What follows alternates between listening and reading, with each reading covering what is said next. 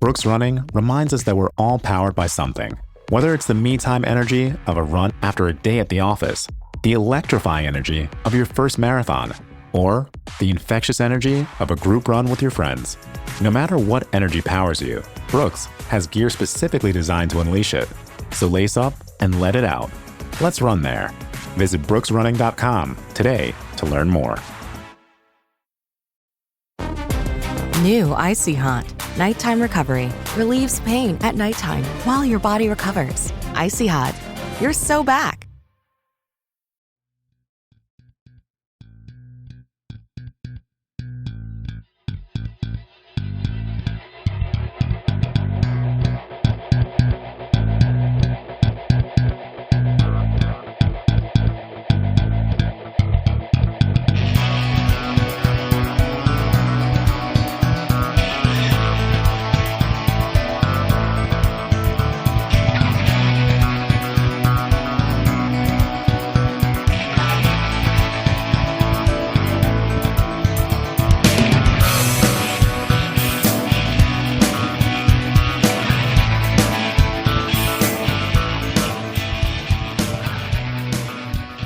And welcome back to the Boundary Corner podcast, along with my partners Brian Siegler and Jonathan Talley. And tonight, our very special guest, managing editor of Tech Sideline, David Cunningham. And, well, what doesn't he do? BC Podcast, ACC, Sons of Saturday, Hokie Hangover, still writing for SI now, the man who is in every potential podcast in Hokie land, Mike McDaniels. My name is Curtis Wilson, and this episode is brought to you by Dr. Jeremy Counts at Main Street Pharmacy, your friendly neighborhood pharmacy, 301 South Main Street, Blacksburg, Virginia. And, gentlemen, before we get into all the fun stuff tonight, just a quick minute here to just mention, because, you know, one of the events that definitely shaped our lives, me and Brian especially, we were a little bit older than you and Mike, David, happened 17 years ago with the tragedy at Tech. It's been a lot of stuff going around today. You know, hearts still go out to those families and everyone who was involved that year in that time frame, because Brian, me and you talk about it every year. It kind of happened. Me and Brian were both at Longwood University at that point in time, and we had friends at Tech. And I'm going to tell you, sitting in, trying to take phone calls, sending IMs that day, I still remember. I lived on Church Street in Farmville. I still remember the exact house and just sitting there when I got back from class that day. But definitely, you know, prayers out to all those families on this anniversary. Yeah, I was sitting there with my wife, and she was, you know, 2 semesters removed from being in Blacksburg herself. So it was a trying time for everybody, and, you know, just checking in on everyone, making sure everyone's okay, and obviously, yeah, prayers still with the families of those 32. So, yep. So, you know, again, we'll say prayers out to all those folks in remembrance of that. And as we go on to tonight to talk about, you know what Nicky Giovanni said in that thing, the Hokies will prevail. And right now, sports-wise, Hokies are prevailing all over the place. And so let's talk about it. And guys, Mike, we'll start with you first. How you been? I see the baby's pictures in the background. Me and Mike talked a couple months ago, and I'm like, did your baby finally start sleeping? And he was like, yeah, it finally did. Yeah, I finally started sleeping. Got him down around 8:45 tonight. Finally fell asleep. So it took a while, but he's sleeping. So hopefully he remains asleep during the duration of this podcast. Make it a little easier on my wife. David, what about you, man? I mean, you've been absolutely the most busiest man potentially in all of Hokie, independent Hokie sports since March. Is it finally settle down time? Or are you now back to softball and baseball the rest of the spring? I might pinch hit a little bit here and there, but it's been pretty good. You know, the spring game is kind of the end of the year because obviously baseball and softball is still going, but we have fantastic student interns that cover that for us at Tech Sideline. I've basically been on the go since July, since football media days. Yep. I go from football media days to football practice to football season. And then in the middle of that, you have basketball media days, and then you get into crossover season. And then you get to January where it's only basketball season. And then you end basketball season. March is always crazy with spring football. You have the spring game, and now we're done with that. So this is kind of like first week I've actually gotten a little bit of a chance to breathe. So it's pretty nice. Is that crossover section more hectic, or is March with spring ball gearing up and like the meat of the basketball schedule? Honestly, the most stressful month for me is December, because you have signing day on top of football, on top of basketball, on top of a bowl game. All right. And I like March. I think March is fun. You got basketball that really, really matters. It's win or go home basketball. But at the same time, like, yes, you've got football practice, but those early week, first early couple practices, yes, they mean something, but like, luckily I have Andy Bitter, and Andy is able to go to football practice, and I've been able to focus on basketball. So that's been nice this year. But man, November is usually kind of chaotic just because football season's wrapping up. But December is a mess because it's portal season, it's coaching search season, and on top of that, it's a bowl game. And like this year, Virginia Tech's playing in a bowl game 2 days after Christmas. When do I have time to see my family? So December is always a mess. But thankfully, the Hokies were up in D.C. this year, and I've got family up there, so I got to go see them. And you still found time in that month to jump on with us for State of the Program. So. You did. I did. You did. Excellent. All right, before we get into football and everything, Tally, hold your tongue. I know what you need to say to him, but we're going to do that a little bit later. Yes, you did, because you got to do it. We want to talk a little bit about hoops. Having both of y'all on here, obviously following both programs pretty closely. And I want to talk about the women's hoops, and I'm going to pitch this to David first and then get your thoughts, Mike. David, you were there. You saw the whole transition. Thoughts on how things went down?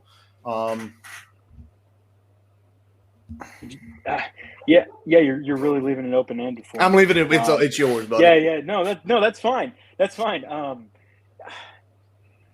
It's a tough situation. We were talking about it a little bit before we started recording. This is a program that over the last 2 years has seen more fan support than ever before, and I think the fan base is really hurting for a while there, for about a week after it happened. Just kind of I can't believe this is happening, the 5 stages of grief.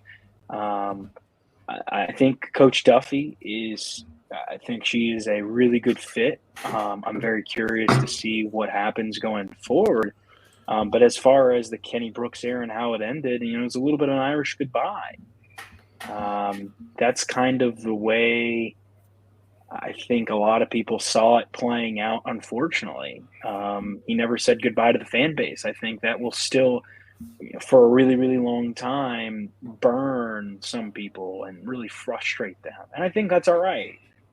You feel how you feel. And there's a reason why, we call them fans, right? Fanatics. Everybody has their own opinion. I do hate to see some of the super, super negative things. I've seen some really bad things thrown at Kenny and his family. And obviously I got a chance to know him really, really well. And he was very impactful in my career over my 7 years. Just really weird timing. This is a Virginia Tech program that was kind of at the mountaintop. 2 ACC championships, a Final Four, hosted College game day in the span of 2 years, and poof, it's gone. But the only thing you can really do now is turn the page. That era is over. You have to turn the page, support the players you currently have. And I think there's it's not a complete roster by any means, but there's some talent on this roster that's still here that chose to stay and play for Megan Duffy. She's slowly putting together a staff, and I think she's a really good fit. And I think Virginia Tech women's basketball, I'm not saying the Hokies are going to be competing at the top of the ACC, for an ACC regular season title next year, but I do think that Whit Babcock kind of hit it out of the park with this hire, and I'm very curious to see what she can do with some really, really good resources and capitalize on a fan base that really, really wants to win right now. Mike, what about you, man? What about you? Just how things went down from, like, you have sources inside there and things you heard. First of all, I want to echo everything David just said, right? In terms of fan base reaction, maybe, Kenny not putting out a statement, reacting the way he did to maybe some of that negativity that stemmed from him leaving the program. I get all of that. I get how everybody reacted. I think everybody's entitled to feel how they feel, right? With all that being said, like, if I'm Kenny Brooks and the fan base is real upset, like the Virginia Tech fan base is real upset that they didn't get any sort of statement from him, like, if I'm Kenny Brooks, like, this is a layup. Like, he's aced everything, right? In his time in Blacksburg, aced everything. Like, headed up the rebuild, brought in Liz Kitley and Georgia Amore, 2 All-Americans. Kitley's numbers going up in the rafters. She's the best player in school history. You take the school to a Final Four. Like, you nail everything, right? So why not just go ahead and put out a statement, have, somebody write a couple paragraphs. If you don't want to do it, that's fine. Write a couple paragraph statement, just slap your electronic signature on the end of it, like Buzz Williams did at the end, right? and everybody, and it's real funny, right? Because the Buzz Williams stuff, like, everybody got so frustrated with Buzz Williams at the end, and the reaction now is, like, real funny, like how people see Buzz Williams and the light they view him in now, like 6 years after the fact. But, like, he put out a statement, and the fan base, like, didn't love how he went about that. So it's like, I feel like there's portions of the fan base that are just going to react the way they want to react. They're upset that he left. They're frustrated. They wanted him to continue being the coach for obvious reasons. So there's natural frustration there. And I'm not sure, like, even if you put out a statement, like, there's a portion of the fan base, like, you're not getting back when you leave, right? So the Megan Duffy hire, I think, is really, really good. David did a great interview with her on the TSL podcast I listened to last week. Really, really good stuff there. Very good job. I think she's a great hire, what she was able to do at Marquette, the coaching tree. She's played all over the world. Like, she's played for Muffet McGraw at Notre Dame, who obviously is a Hall of Fame coach, has won multiple national championships. Like, I think there's very little not to like about the Megan Duffy hire. And I think if you're going in a new direction and you're moving on from Kenny Brooks, this is kind of the best possible hire that you could have made, in my mind. And I think she's going to reinvigorate the fan base. I think the fan base is going to latch on to her. I think she's a very different coach than Kenny Brooks. It's pretty apparent just by listening to her. But I think that she's going to be somebody who will be able to kind of take what Kenny Brooks built and kind of continue that trajectory of, okay, this is going to be a really good program in the ACC for a long time. So it's unfortunate with the way it went down with Kenny. I understand why the fans reacted the way that they did. But I think overall, the women's basketball program is still in a pretty good spot. Yeah, I think, when we look at the way the Kenny Brooks thing went down, I think David nailed it on the head. The Irish goodbye, I think, is what rubbed a lot of the fan base the wrong way. I think if you get that out there, you get that statement out there, most of the so-called rational part of the fan base is going to be more or less placated. I think we get that he's moving on to a situation that is significantly more beneficial for him as a coach, and not just from the financial piece. So I think most people understand that. I think it was just, we gave you, from a fan base perspective, we gave you everything we had, and we that didn't feel like it was reciprocated at the end, if that makes sense.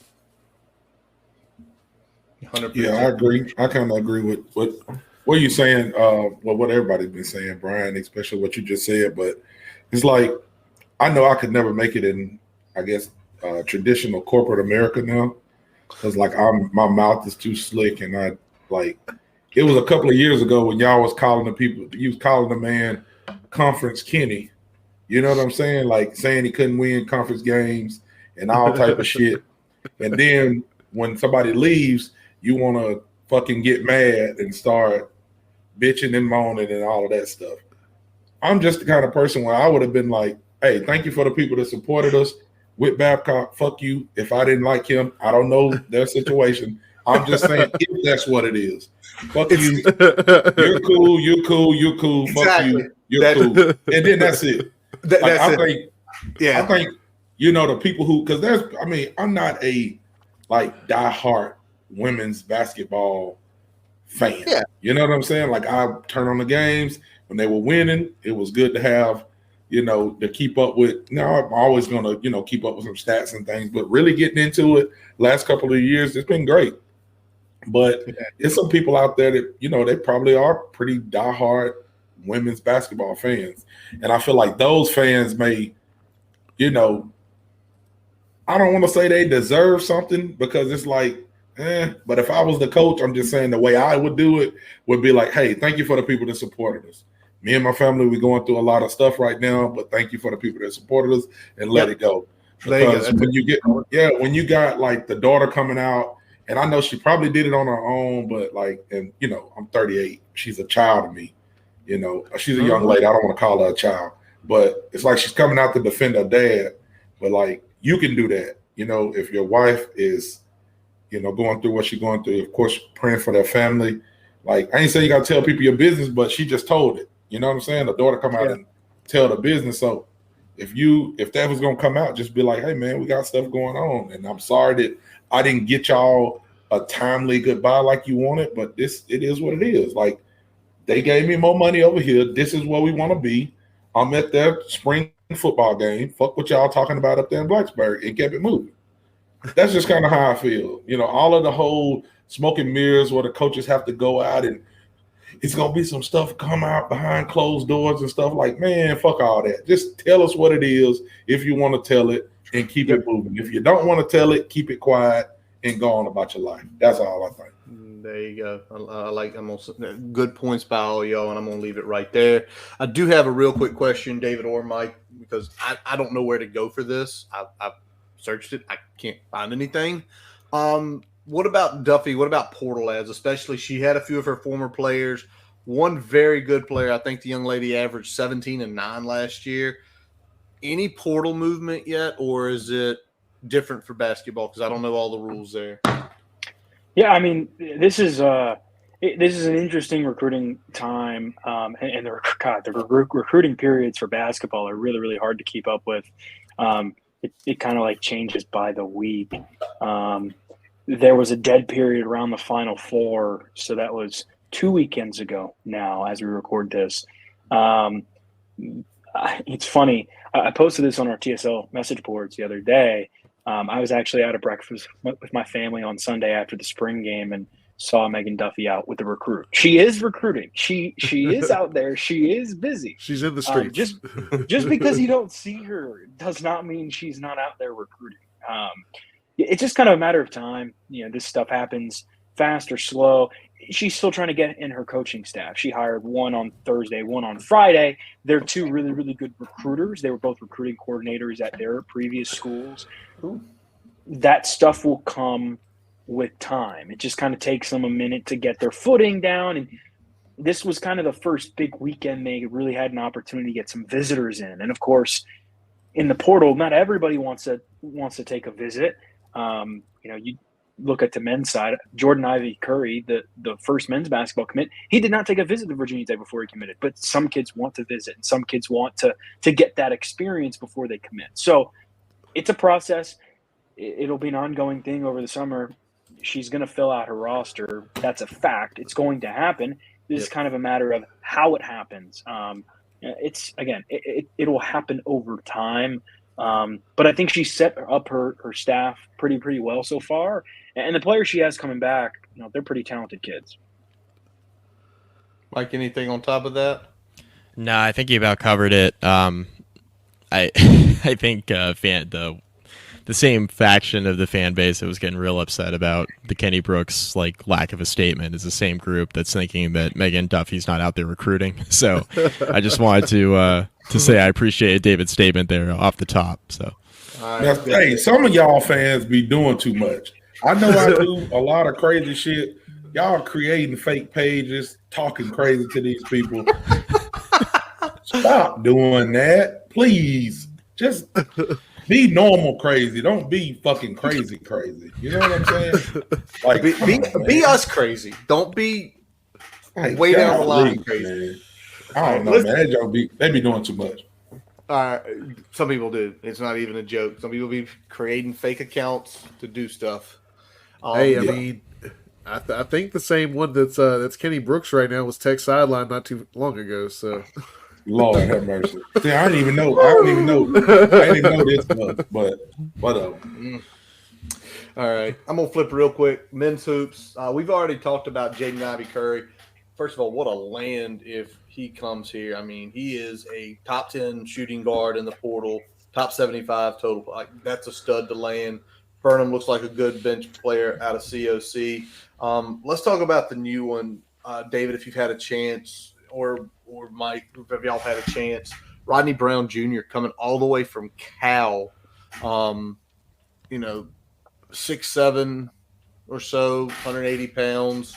What do we know about him? I mean, it looked like he played a little bit his true freshman year, but what else is there to know on him? Yeah, I mean, he's a scorer, and Mike Young. Everybody knows Mike Young loves scorers. He's from California.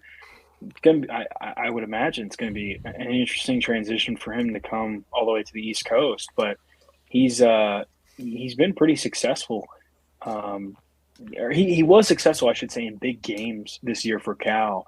He didn't average a whole lot. I think just 3.5 points, one rebound per game. But he played pretty well in some big games. He had three double-digit games. All of them were in Pac-12 play. I believe all of them were on the road, and we're talking against like Washington State and USC and UCLA. So it's not like he can't play. I think he's a guy that the Hokies hope has a really bright future. He's got 3 years of eligibility left. He was only a freshman this year. The hope is that he can get a little bit of his feet wet, I think, this year, maybe help you if he develops immediately. If not, you kind of stash him, let him get his footing a little bit, and he's a guy you can rely on a couple years down the line. He's rangy, man. Like, he's rangy and he's athletic. I didn't know anything about him. And then I started, obviously, as soon as Tech landed him, I was like, all right, let's see what he did at Cal. Because like David mentioned, he was only averaged less than 4 points per game. He was only playing about 15 minutes a night. It's not like he was a guy who was regularly in the rotation. Yes, he was playing, but he was their 7th or 8th guy, right? Okay. He wasn't getting a ton of minutes. Rangy, athletic, can really shoot it. Shoots 40% from the floor. I think this is a guy who could be pretty impactful. 4-star, coming out of high school. He was only a freshman last year, right? So I think that has to be, taken too with a grain of salt. If you're just looking at statistics and you're like, all right, this kid can't play. Why is Mike Young recruiting him from across the country? He's recruiting him from across the country because he's extremely athletic and he can shoot the cover off the ball. That's why he's recruiting him. All right. This is not 2 + 2 = 4 here, guys. If you're shooting 40% from 3 and Virginia Tech couldn't throw it in the ocean last year, that's why he's recruiting him. So this is we're starting the California to VT movement is what we're doing, and we'll see how it works out. Tally, did you get a chance to watch the Tally is very harsh on Mike Young right now because he said he's not been recruiting athletic players. No, he ain't.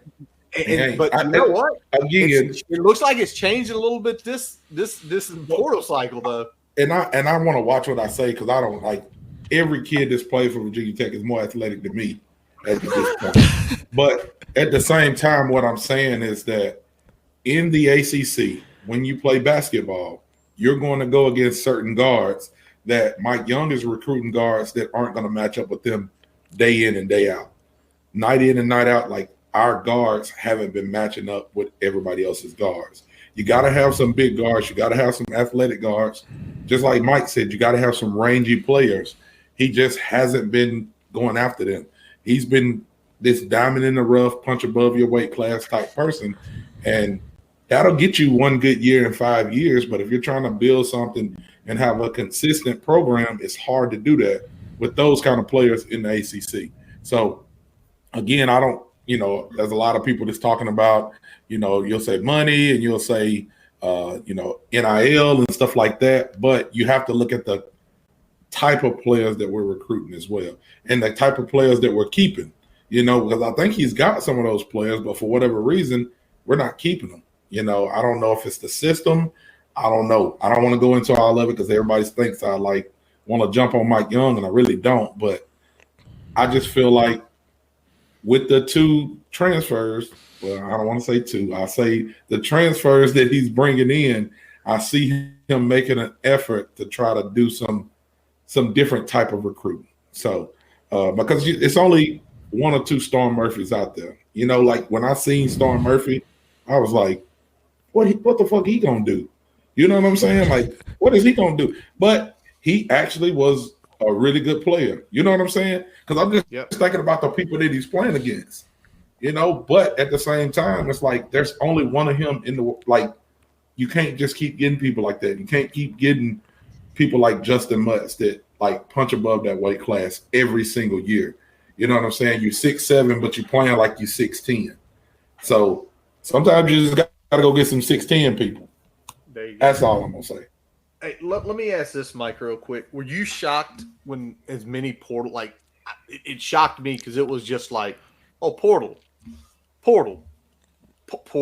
and the next thing you know, like, are we gonna have enough people to? Did that shock you following the program, or was it? Do you think it was like Mike finally said, okay, it's time? Well, the roster was going to turn over quite a bit anyway. The team was. Look, Rodney Rice leaves a couple weeks before the season, and that puts Mike Young and his staff in a really precarious situation because they didn't recruit enough guard depth, and they didn't keep enough guard depth around, I think would be the more accurate statement, right? So when Rodney Rice leaves, you're in the same position you were a year ago. Like, Sean Padula is going to have to play 37 minutes a night, and we saw that wore on him a ton a year ago. Now, he came back, and I thought, in my opinion, like everybody's going to complain about the turnover issues. His usage rate was absurd this year, and I thought he played better than he did a year ago. He came back, I thought, in better shape. I thought he was stronger. I thought in a lot of games he shot the ball a lot better. He did a better job getting to his spots, and he actually improved defensively, I thought. So I thought he came back a better player, but he was in the same terrible situation where, you know, he didn't really have anybody to spell him, and the offense ran almost entirely through him. The only other guy who could reliably go out and get his own shot was Tyler Nickel. But Tyler Nickel, I mean, he was basically a freshman. Like, he didn't play a ton at Carolina. Right. Then he comes into Virginia Tech, and you're expecting him to be like your second or third scorer, which is a lot of pressure because every team in the conference is blanketing Hunter Couture, and then everybody else knows that your only other scorer who can go out and get his is Sean Padula. That's a tough way to play offense every night, especially when you get an ACC play. So was I surprised that a lot of guys portaled? No, I was not surprised. I was really not surprised about Sean Padula. Like, he's been away from home. He's got a huge family. They haven't been able to see him play a lot during his college career. He's halfway across the country. It did not shock me that he went into the portal, considering how he's been treated from a basketball standpoint the last 2 years. Like, on one hand, yeah, he's gotten a lot of recognition. He's played pretty well. But he's also been in a situation where he hasn't been able to showcase everything that he's able to do from an efficiency standpoint because his usage rate is absurd, like through the roof. And it's been a really tough situation for him as a player, even though he's been playing a lot. So I wasn't surprised he went into the portal. The one that surprised me a little bit was Tyler Nickel. I think if you know, you're seeing all these guys transfer out and then a few guys graduating, obviously, and you're hoping to keep, you know, some of the guys around still, and you see Collins go portaling, you see Padula go portaling. The Tyler Nickel one hurt because you saw the potential offensively when Nickel was playing with confidence on that end of the floor, and that's something that comes with more experience, better development in the offseason.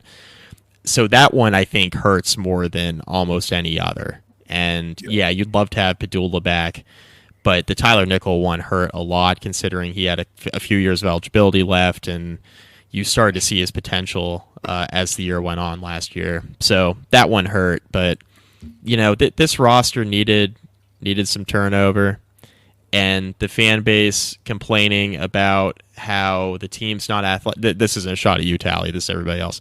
No. Like complaining about how the team's not fan this time. No. But I know you're going to agree with me on this. The fan base, you know, the same people complaining about everybody hitting the portal are the same people that were complaining for 3 and 4 months about how the team wasn't good enough. So, I mean, you can't have your cake and eat it too, right? Like, Yep. if the team's not good enough, that's one thing, right? But then when everybody leaves, you can't complain about the coaching staff not being able to keep those guys who you were shitting on for 4 months. Right. Okay? So, like, Right. you get to a point where it's like, this is what's going to happen. One or the other. One or the other. One or the Either other. you're going to keep the guys that were mediocre for you, that'll still be mediocre, or they're going to go somewhere else, and you're going to hopefully replace them with guys that can get it done a little bit better. And ideally, the answer is somewhere in the middle, right? Like, you develop the guys, they start playing better basketball, you bring in more depth behind them. But that's not the era we live in, especially in college basketball. The portal, we talk about the portal for college football. The portal for college basketball is insane. It's just, what are you going to pay me? And it's like that with everybody. It's not just like the top prospects in the sport like it is with college football, where it's like NIL's driving everything when, the blue chip guys have their pick of the Alabamas, the Georgias, etc., Ohio States. In college basketball, you could be a guy averaging 10-6, getting like $500,000 out of the portal. It's insane right now what's happening in college basketball in the transfer portal. So let me. I wanted to hit on something that Mike. Oh, go ahead. Go ahead, Curtis. No, go ahead, Tally. I was just gonna say, I just wanted to hit on something that Mike was talking about, because he mentioned a couple of names. I'm not gonna mention those names. I'm just gonna say a scenario. So earlier in the season, when I will mention Rodney Rice. When he left, David, Mike, they cover sports pretty well, so they understand how that changes the dynamic. They understand like what kind of situation that puts your coaching staff in when you got somebody that essentially you're counting on to play for you, and then all of a sudden, before the season, they're gone. This is what gets me. Dumbass fans can be dumbass family members too. So I won't call the name, but somebody went on Twitter and said, addition by subtraction. And then we got the other group of dumbass fans that say, see, I knew he wasn't no good. I said, so y'all telling me this kid that's ranked as high as he was, that came in, we didn't get to see him play, he gets hurt. Y'all are going to go off whoever's statement and say that he wasn't no fucking good just because this person said it. Sometimes just shut the fuck up. You don't know. Unless you're David Cunningham and you're not talking about the season preview, shut up. Because you ain't seeing what they doing. You're not seeing what they doing behind closed doors. Stop hitching your wagon to these Twitter users that don't know shit just like you don't know shit. I'm going to tell you, we're going to start getting this. You know what really grinds Tally's gears? That. David, let me ask you this real quick. What else do we need from the portal the next few weeks here, or next few months? I don't know. I feel like there's been kids committing in June, but what do you think they need? Because obviously you got a couple really good guards. You got effectively a pretty effective small forward there. And maybe in a way, I look at Rodney Brown being 6'6", maybe he can play some forward, but what else do we need? A lot. I mean, you got you got 4 scholarships left. If you're Mike Young, you have to use all of them, and that's not, that's something where he was planning on using all of them last year, and then Rodney Rice leaves at the beginning of the year, and technically that's a scholarship you're using, but he's not on the team. Right. And I think the biggest part is Mike and his staff have to be spot on about their evals. Mekhi Long, I think, was an okay eval, but then he gets hurt and misses half the year. And so technically you're down to 11 guys. And when you look at who you've brought in, 2 of the kids are freshmen and 2 of the kids are reserves who are developing. So that gives you 7 players that you feel capable of playing, not counting the freshmen if you want to throw them into the fire. I think the one good thing, Mike kind of hit on it earlier, is that Mike Young needed an opportunity. He was already going to have to do it a little bit, but he needed an opportunity to kind of reshape his roster. And one of the things I think about is when he was hired in 2019, the transfer portal did not exist yet. NIL did not exist yet. He has had to adapt. This is an opportunity. A couple weeks ago, he only had 3 or 4 scholarship kids. Elijah Poteet obviously announced he was coming back. Then they've gotten 3 commitments since. So the Hokies are in a much better position now. They're at 9. They have 4 before they hit that 13 mark. But this has given him an opportunity to reshape the roster how he wants. They need another point guard. I would think they need another wing. And I think you probably got to get another 4. Now, whether it's a guy who is mainly a 3 can play the 4, or mainly a 4 that can play the 5, or like you've got to get some combination. And then I would kind of go for somebody who has a specific role, whether it's a 3-point specialist, a defensive specialist, whether it's an on-ball defender or something like that. But Mike Young has options, and for everybody who said, kind of echoing what Mike McDaniel said, for everybody who said that Mike Young, didn't have enough talent on his roster, and then the same people who are complaining, oh, well, Mike Young lost his entire team. It's like, yeah, to be able to get more talent on his roster, he has to turn the roster over. And that's what he's doing. And I think I like the additions he's made so far. I think Jordan Ivy Curry is a really good get. He's going to have guys around him, though. And the biggest thing to me is, going back to the Rodney Rice thing, that situation just kind of encapsulates, I think, the last 2 or 3 years for Virginia Tech, where you did not have enough guard depth if something happened. I think back 2 years ago to Darius Maddox. He left to go be with his family, and the Hokies are – and then Hunter Couture gets hurt, and the Hokies are down guards big in the backcourt, right? MJ Collins was supposed to come off the bench this year for the Hokies, behind Rodney Rice and behind Hunter Couture. He ends up starting again the entire year.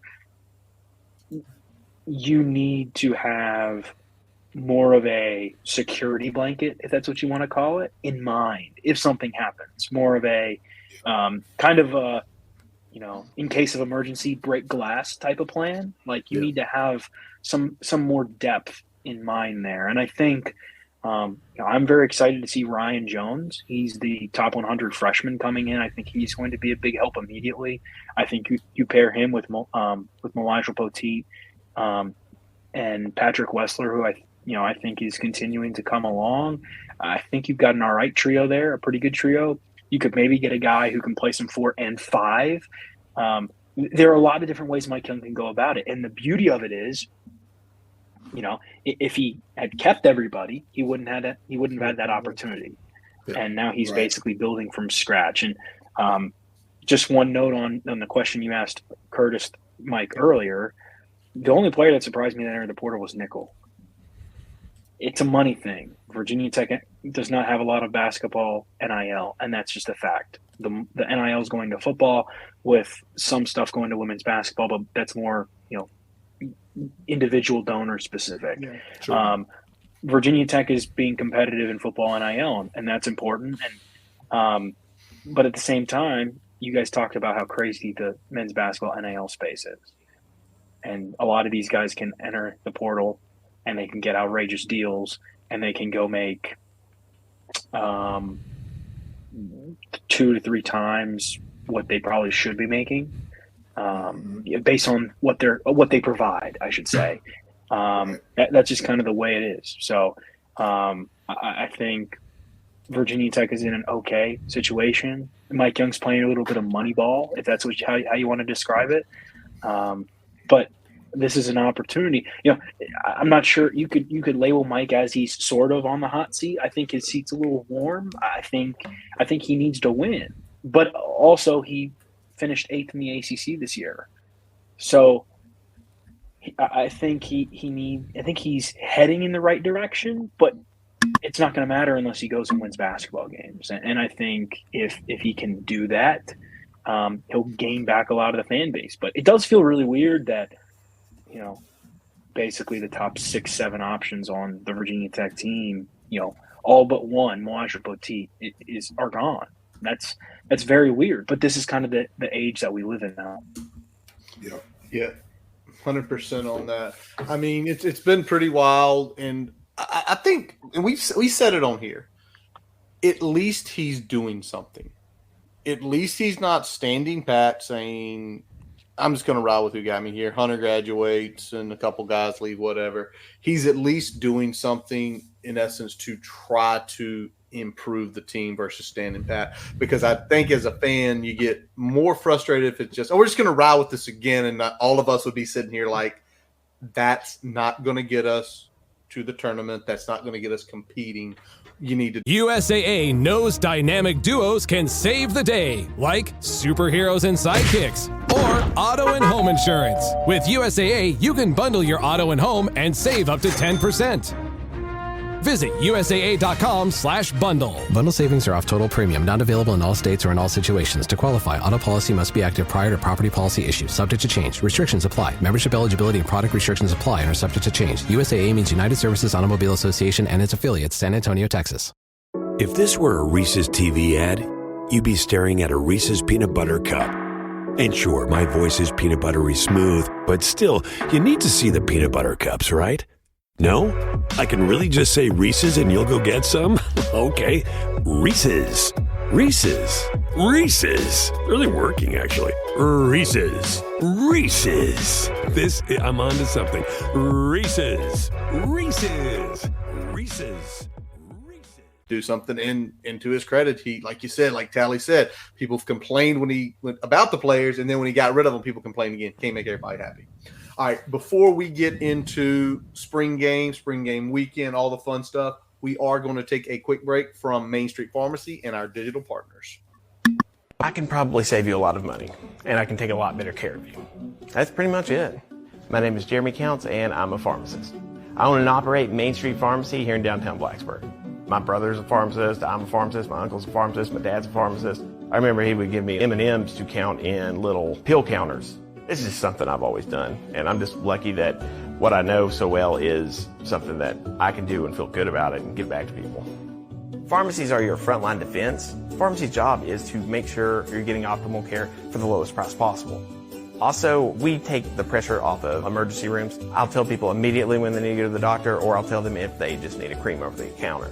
If there's something that isn't commercially available, if it's something that's not available in a certain strength or a certain form or anything like that, we'll make it. Tailor-made medications. Some of those options save people a lot of money. What motivates me? I get to take care of people and live in Blacksburg. That's all I need. As we take a quick break, we'd like to tell you about getting your free website report from our digital partner, Grassroots Digital Marketing Studio. They'll tell you how your website ranks on Google, on-site SEO, and social media. No commitment to buy anything. You can get your free report by visiting grassrootsdigitalstudio.com/free-website-report. Now back to the episode. All right, and we are back, and let's start talking spring weekend.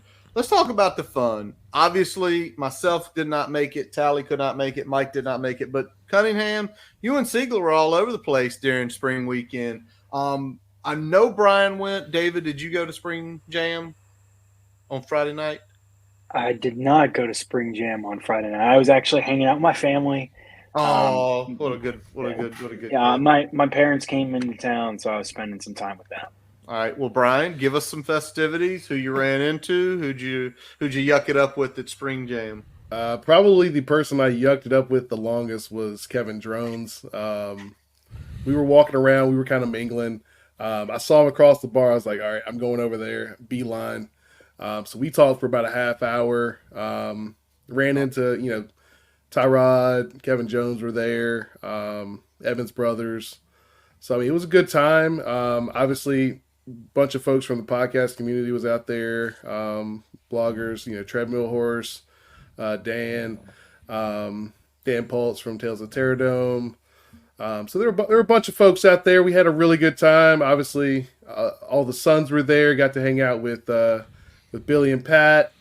Got to talk to Sam and Pete. So it was a good night all around. Got to kind of show my wife around the Hokie Twitter community a little bit, so she enjoyed that. He also rolled up on JC, and JC remembered who he was. Yeah, I mean, that's JC, baby. It's JC. Well, I don't know. JC, like I said, we were sitting here that day talking with him. I felt like we should have gone and grabbed 3 beers and probably had a blast with JC. I don't know. Mike, David, have y'all seen the video from Tots yet? Is it the one of Brian chugging a rail? Yes. So I have. Yeah, I'm disappointed. I went out to Tots with some friends that were in town. Actually, I went out. I was out with Grayson Wimbish.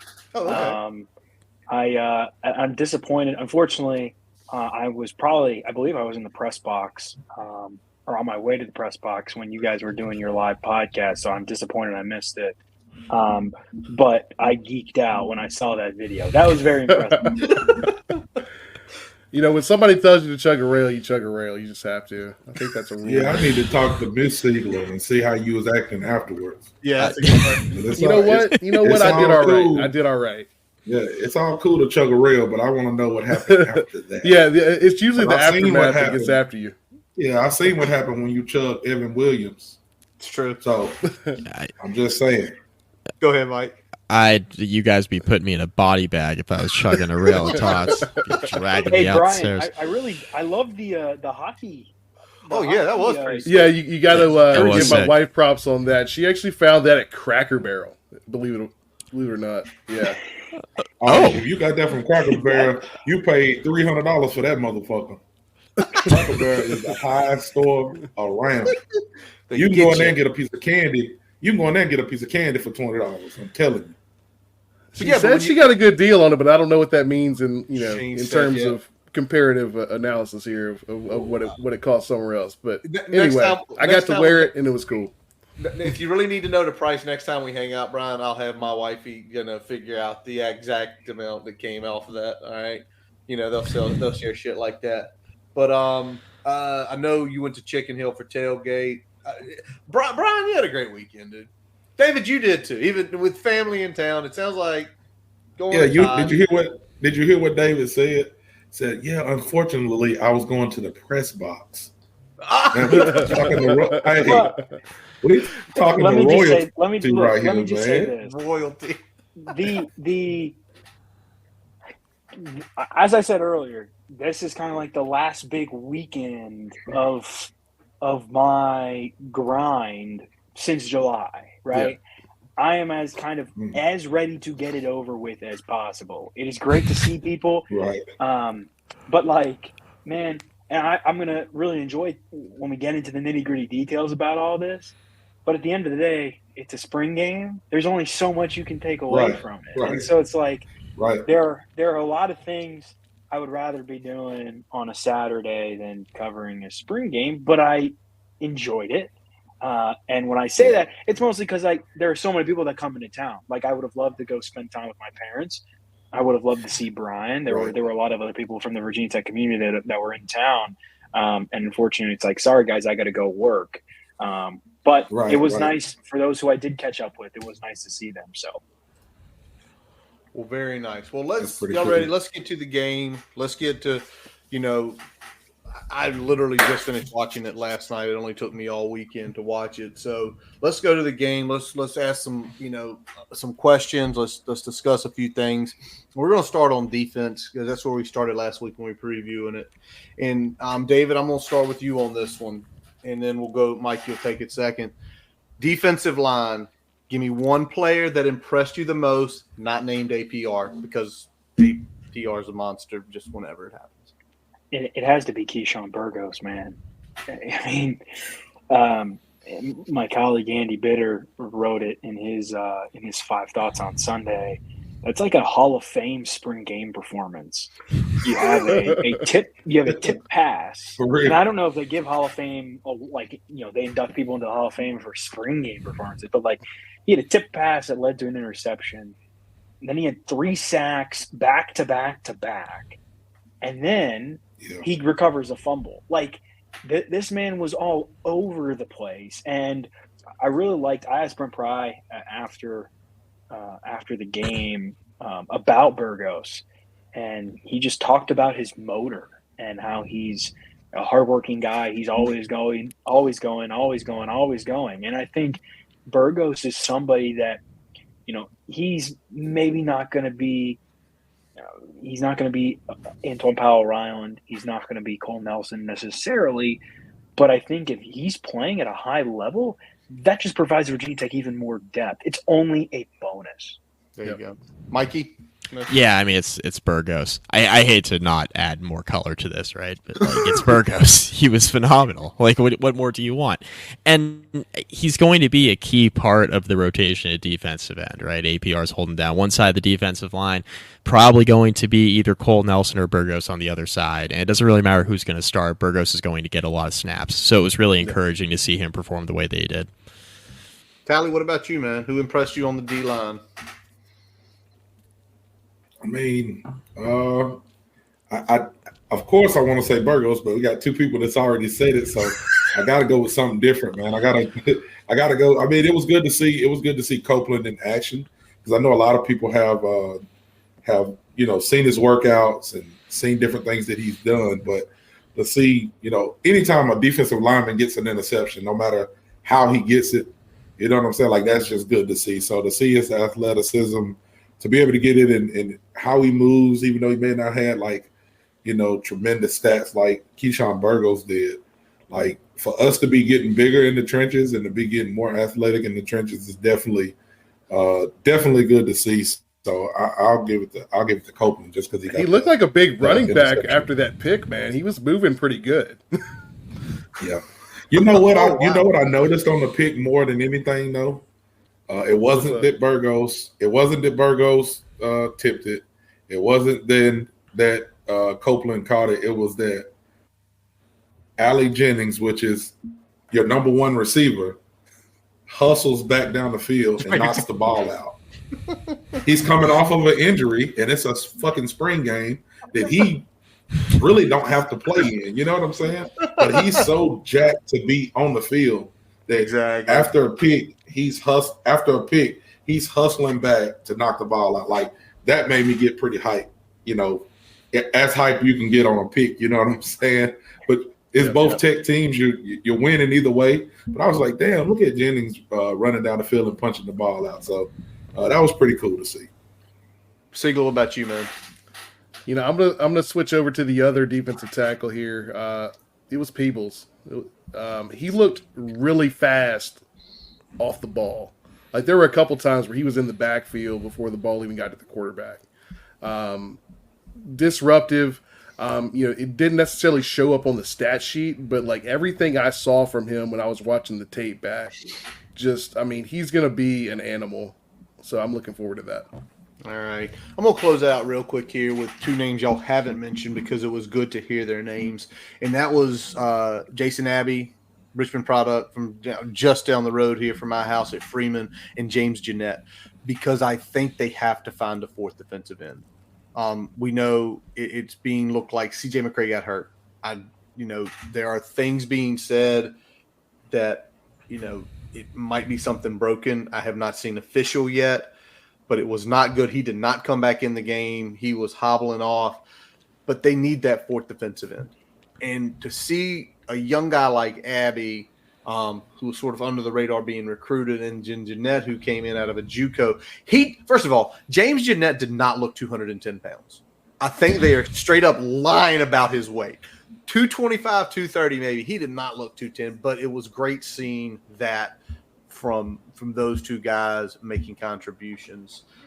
All right, I want to go to linebacker room next. And, Mike, I'm going to start with you on this. And in your opinion, so yes or no, is this still the most concerning group on the defense right now?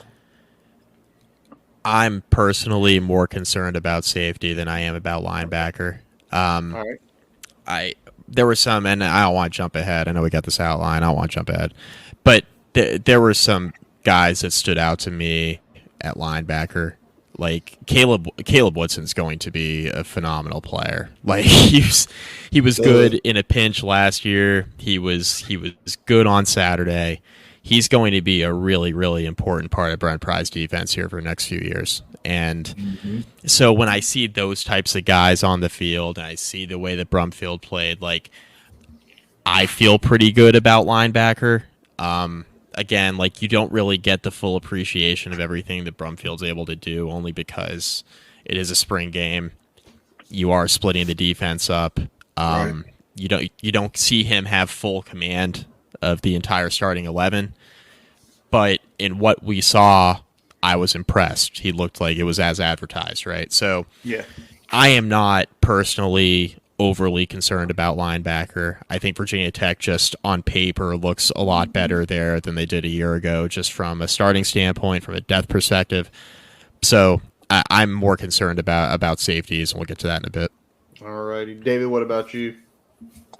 Yeah, no, I thought I'm like Mike. I worry a little bit about the safety depth, specifically, and only because Jalen Stroman was not able to stay on the field this past year.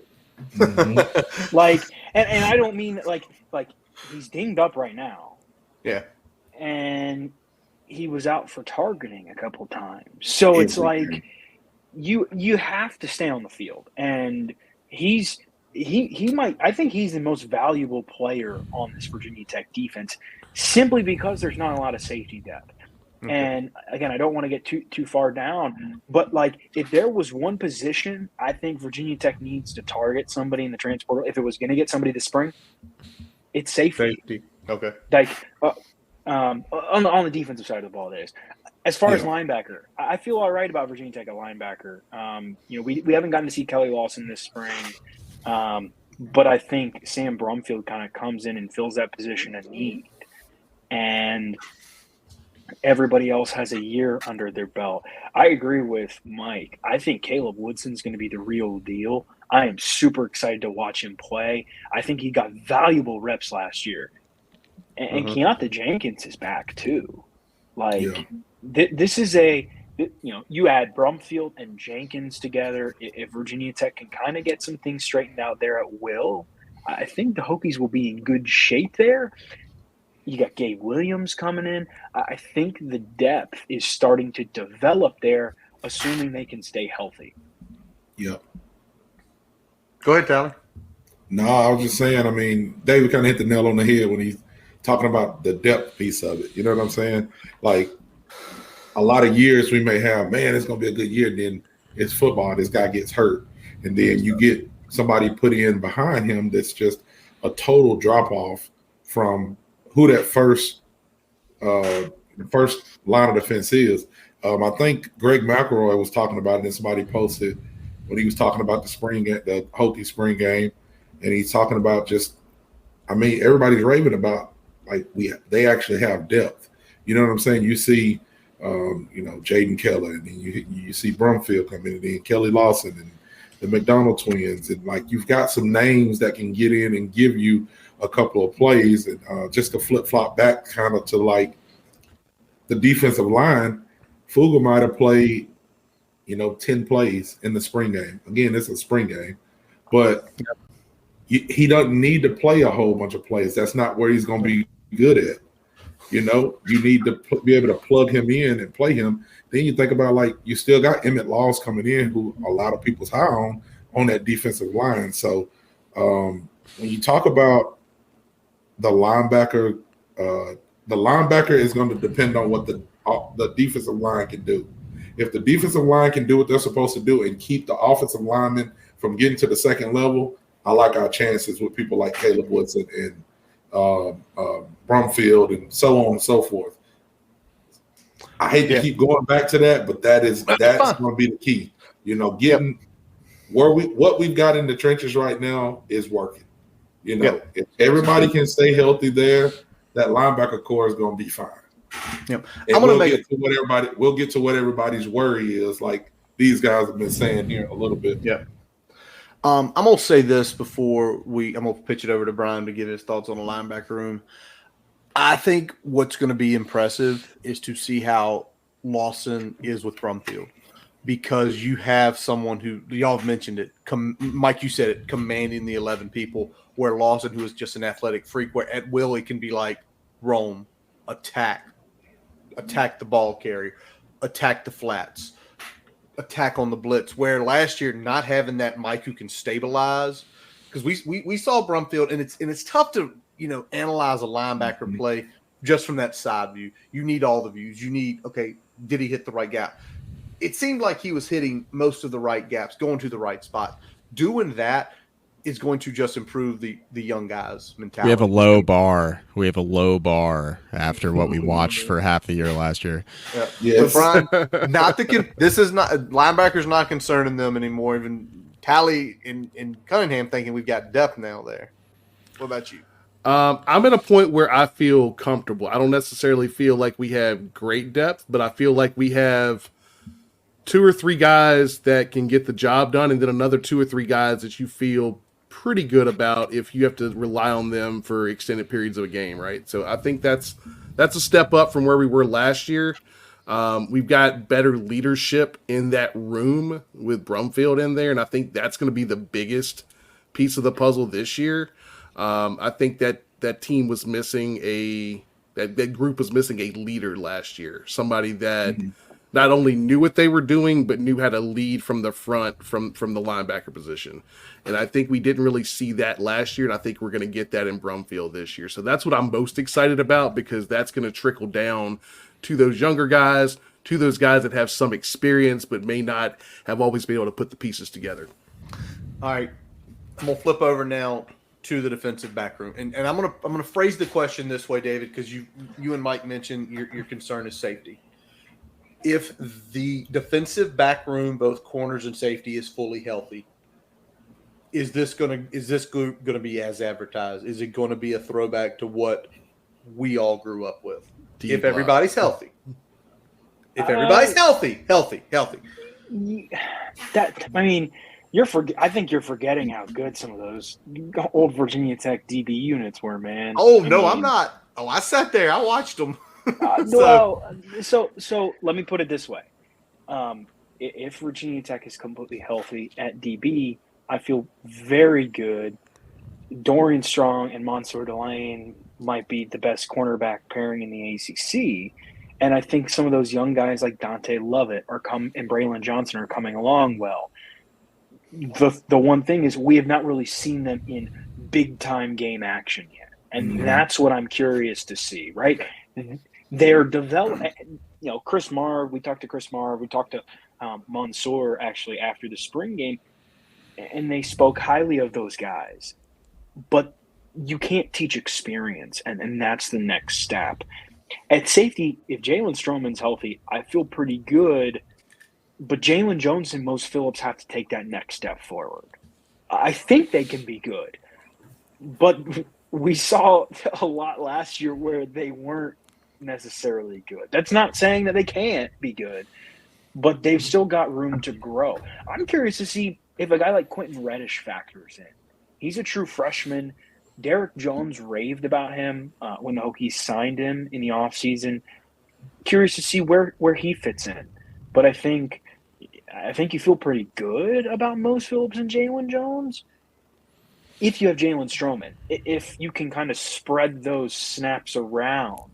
I still think if I'm Virginia Tech and there's a safety on the board I feel really, really good about in the transfer portal, and I feel like I can go get him, I would do it. If it means it's somebody that can come in, a veteran maybe who can come in and play some meaningful snaps, right? I think back to a couple of years ago, Virginia Tech had Tay Daly. That's a guy who played at Virginia Tech essentially for a year, I believe. Yep. Mm-hmm. He wasn't – I mean, he had, I think, an average, maybe a little bit of an above-average impact. But I think if you can get a veteran in that room just to provide a little bit of layer of added depth, that goes a long way, especially at a position where you're hitting a lot of guys at full speed. Remember, Mose Phillips – you guys remember Mose Phillips' targeting call last year? Like, It wasn't close. He knew it, man. Like, if those guys – like, those guys have to be able to stay on the field, even if they are healthy. But I feel better about that room than I did, at the start of the spring, I think. Okay. The corners. Well, yeah, I mean, the corners are a known commodity, right? You know what you're going to get. Safety's interesting because, like David mentioned, like if Stroman's not on the field, you may end up in a situation where you need to contemplate putting Keontae Jenkins back there again. Which, look, if that's the position you're going to be in, right, where you have Jalen Jones who had switched positions and it basically felt like a freshman year for him last year because he's playing a totally different side of the ball, and now all of a sudden you're thrust into a role where you have to play meaningful snaps at a new position. And they have Mose Phillips, who was actually a freshman last year, and you have him playing meaningful snaps, which will benefit him obviously this year and beyond. But if Stroman can't stay on the field, like, Virginia Tech needs to go into the portal. Like, I had the same concerns. Like, I think the Quentin Reddish point by David's a good one because of the way Derek Jones did speak about him when he committed to Virginia Tech and how, difficult Derek Jones talked about how difficult it was to keep his commitment. And the fact that Virginia Tech was able to was a huge win. Brent Pry was raving about it.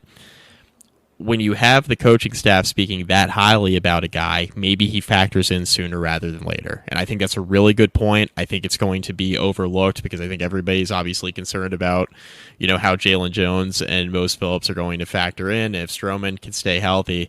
But if you throw another young guy into the mix, and this happens to be the guy that Derek Jones and Brent Pry think that he can be, and he can play meaningful snaps early, I think he could get into that safety rotation.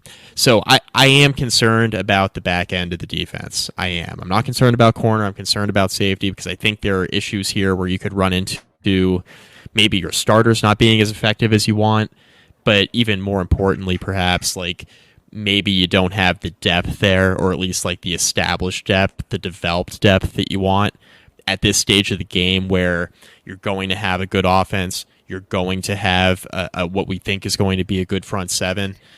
And if you have an unreliable back end of the defense, that's what turns this team into like, okay, you have a 10 or 11 win ceiling, you think, right? And now maybe you're back down talking about an 8-win season. Right? Because now you can't stop anybody in the middle of the defense. You run into the same issues you run into last year. So it's a really important part of this question with this overall team that I think Brent Pry and his staff have to figure out a way to solve.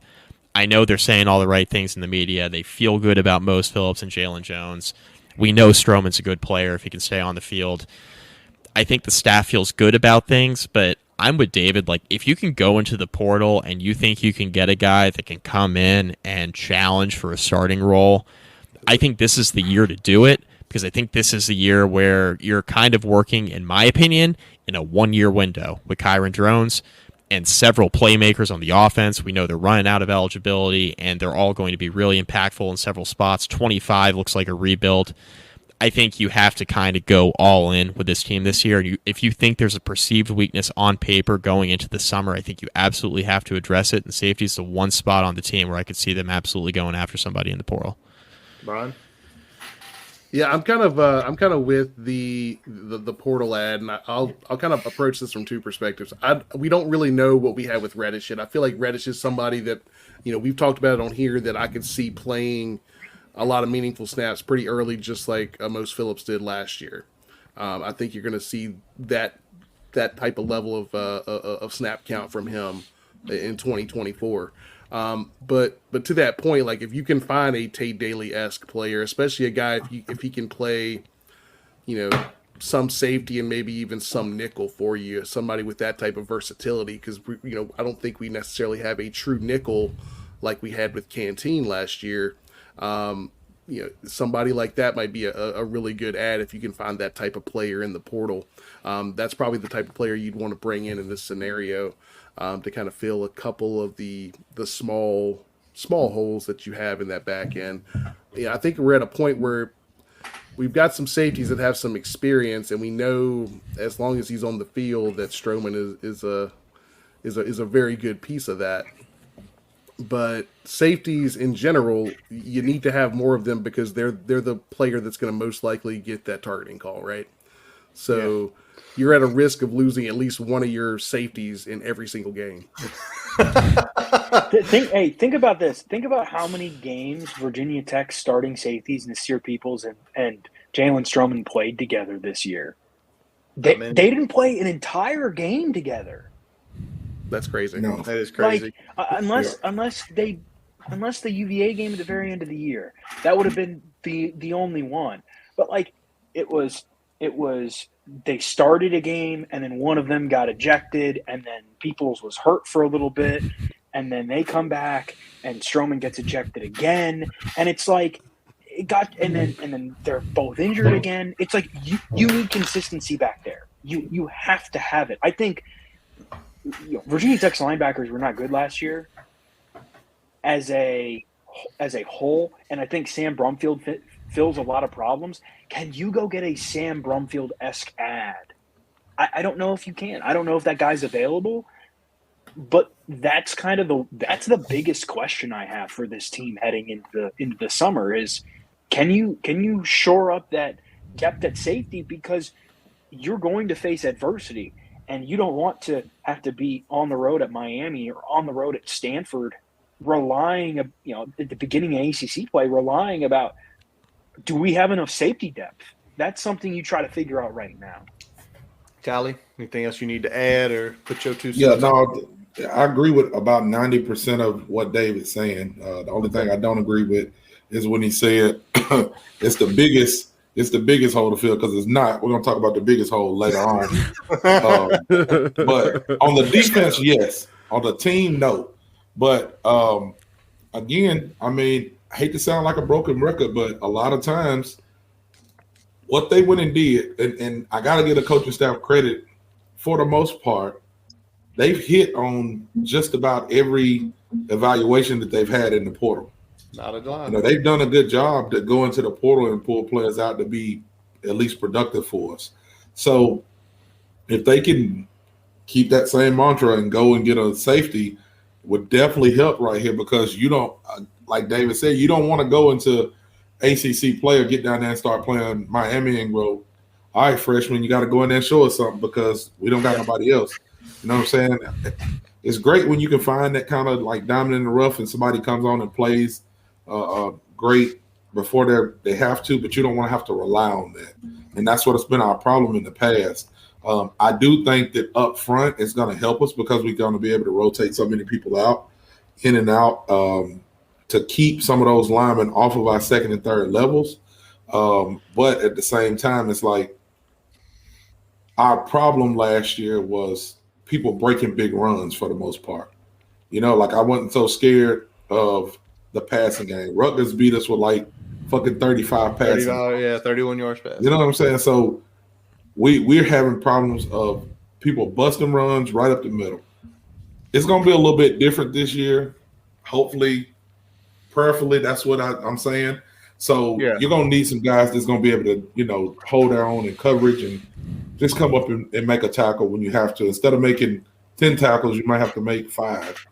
And maybe that'll help Stroman a little bit, but you still got to – it's football.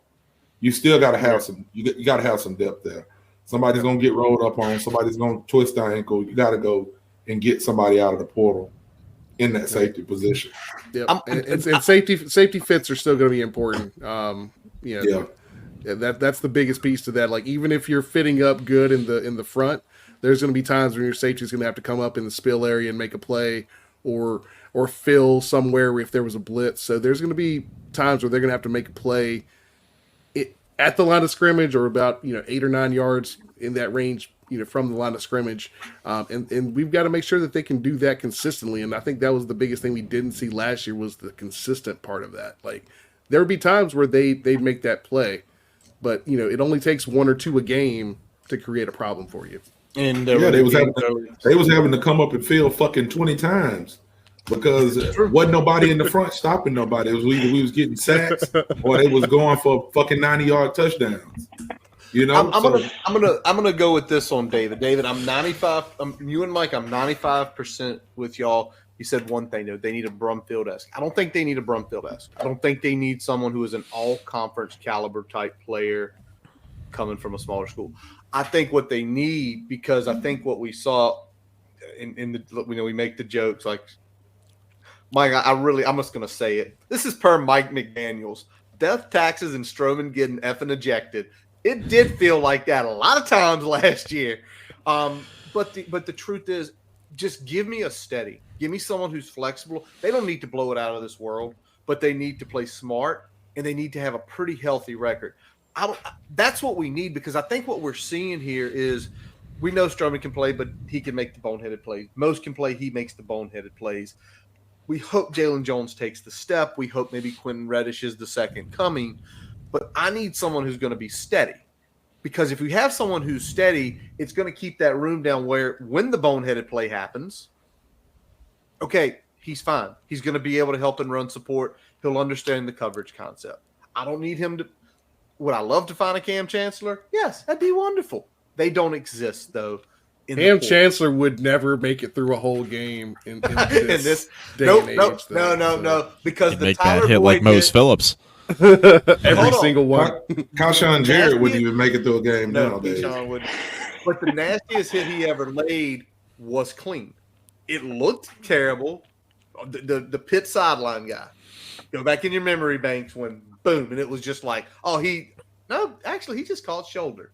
All right, let's flip off here. I'm gonna flip it off, but I'm gonna throw a little stat down and let Mike and David jump on this. Just them. Tally, Brian, y'all don't have to worry. So last year, Virginia Tech's defense was the 20th total defense in the country. 20th. Scoring defense was 50th. With everything that they've done, can this unit improve even more going for 2024? David? I think so. Yeah, absolutely. I like the pass rush, man. I feel really – I think you saw that, man, in the spring game. Like 13 sacks. I know they're just like basically two-hand touch sacks, but like it wasn't like they were – it wasn't like guys were just falling down and letting them get to the quarterback. Like I feel pretty good about the pass rush. I feel good about the linebackers. I think the corners are really good. I think this defense can be even better. And I say that knowing how good the defense was at times last year. I think the problem was that the run fits. Virginia Tech could not stop the run. If Virginia Tech can do better stopping the run this year, this is a completely different team, man. Because, like, look, Virginia Tech was so high in pass efficiency defense essentially last year because every time teams threw the ball at them, for the most part, the Hokies defended it well. But it was so few, so little a game. That is, I mean, like I said, Dorian Strong and Mansour Delane are really, really, really good. If you can force quarterbacks to throw it, and I think this is a defense that can do that more, I think you're going to be in even better shape. I like the outlook of this defense. Again, I don't need to go over safety again. I don't know. I feel okay about that spot, but overall, I think this is a unit that can be improved. You have APR back. I think between Cole Nelson and Keyshawn Burgos, I think that's a pretty good third, 2 and 3. Obviously, if CJ McCray is out long term, which is what it feels like it's going to be, that's going to hurt in terms of depth. But you've got some young guys that are going to have to step up. But I like the way this sits. I think those defensive tackles are going to wreak havoc. I honestly, I'm just excited to, for August 31st to see these guys go play, man. Like, I'm excited to see Chris Marv's defense. Last year, there were so many questions about Tyler Bowen entering the year, and rightfully so, and how that unit was going to look. It took him a couple weeks. Tally, but they figured it out. Chris Marv doesn't necessarily have a couple weeks to figure it out, though. Like, to start the year, right? He's got to kind of understand it and have a good feeling going into the year. But I do feel pretty confident, simply because so many key pieces are back. Mike, would you wrap us up on defense? Yeah, I mean, the answer to the initial question, can Virginia Tech's defense be even better than a year ago statistically? The answer is yes. The interior defensive line got a lot better. You add Peebles and you add Copeland, who both have played meaningful snaps at various levels of football. You add Kelvin Gilliam. You add Brumfield, a true Mike linebacker. Virginia Tech's issues defensively when they were having them last year were right up the middle of the defense, and you address those. You address those in the portal with meaningful guys. Like, Peebles is an all-conference player that you just add to the middle of the defensive line. He's a stud. He's really, really good. Copeland's going to be good. like Brumfield's going to be good. Like talking about another all-conference player, like he's going to be good. When you add all-conference caliber players to a defense that was improving and on an upswing, on an uptick towards the end of the year, you got to feel pretty good about it.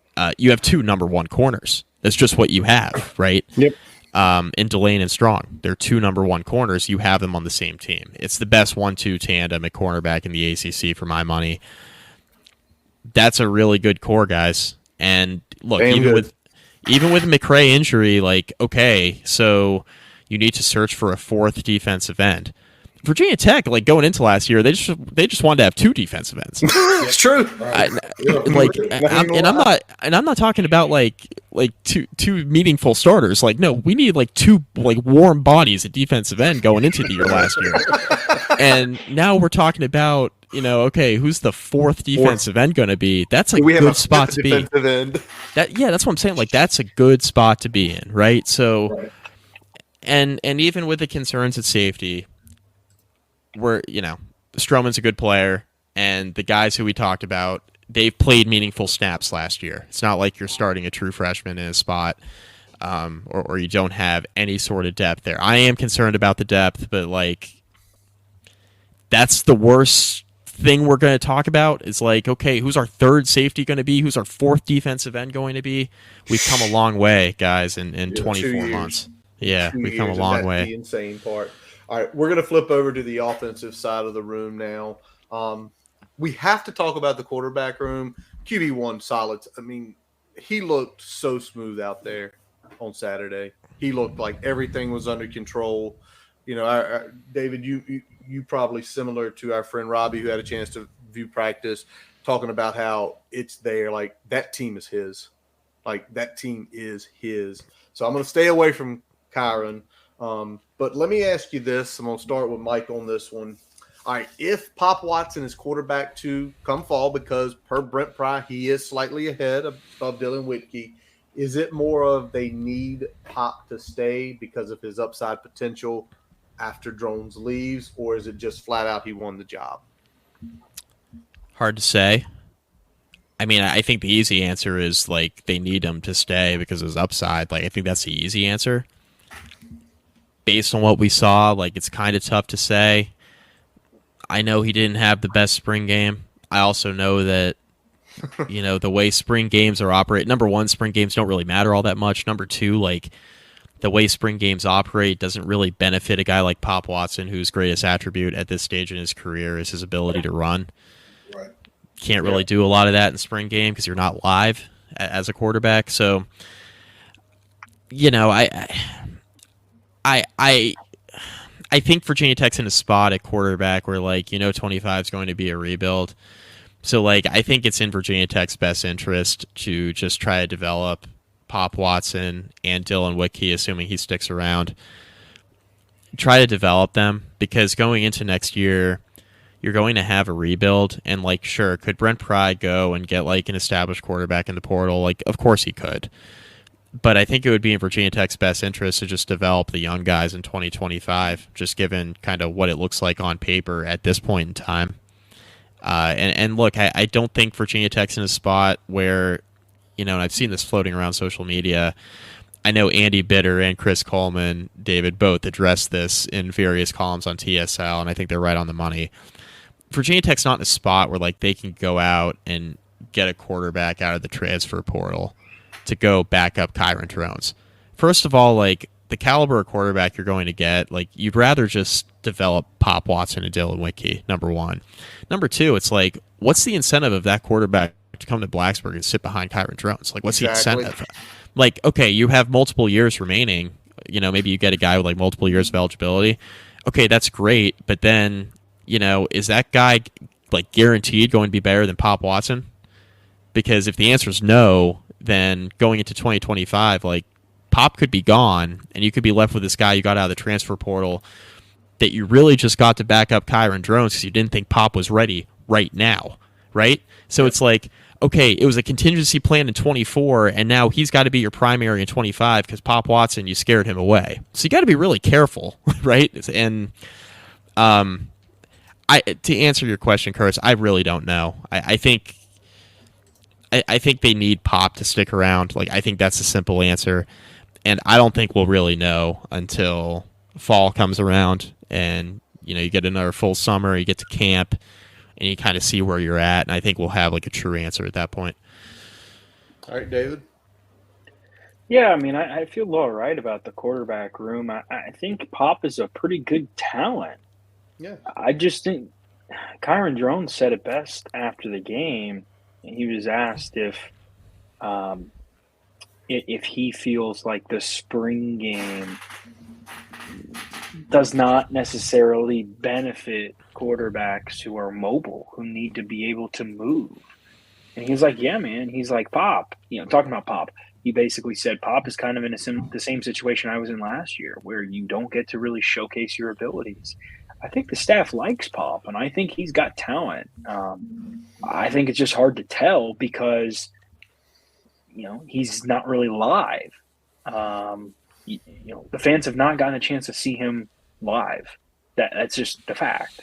I know Chris Coleman and Andy Bitter, two of my colleagues, got a chance to watch him at a scrimmage a couple weeks ago, and they made him live for a little bit. And I think the staff really likes what they see.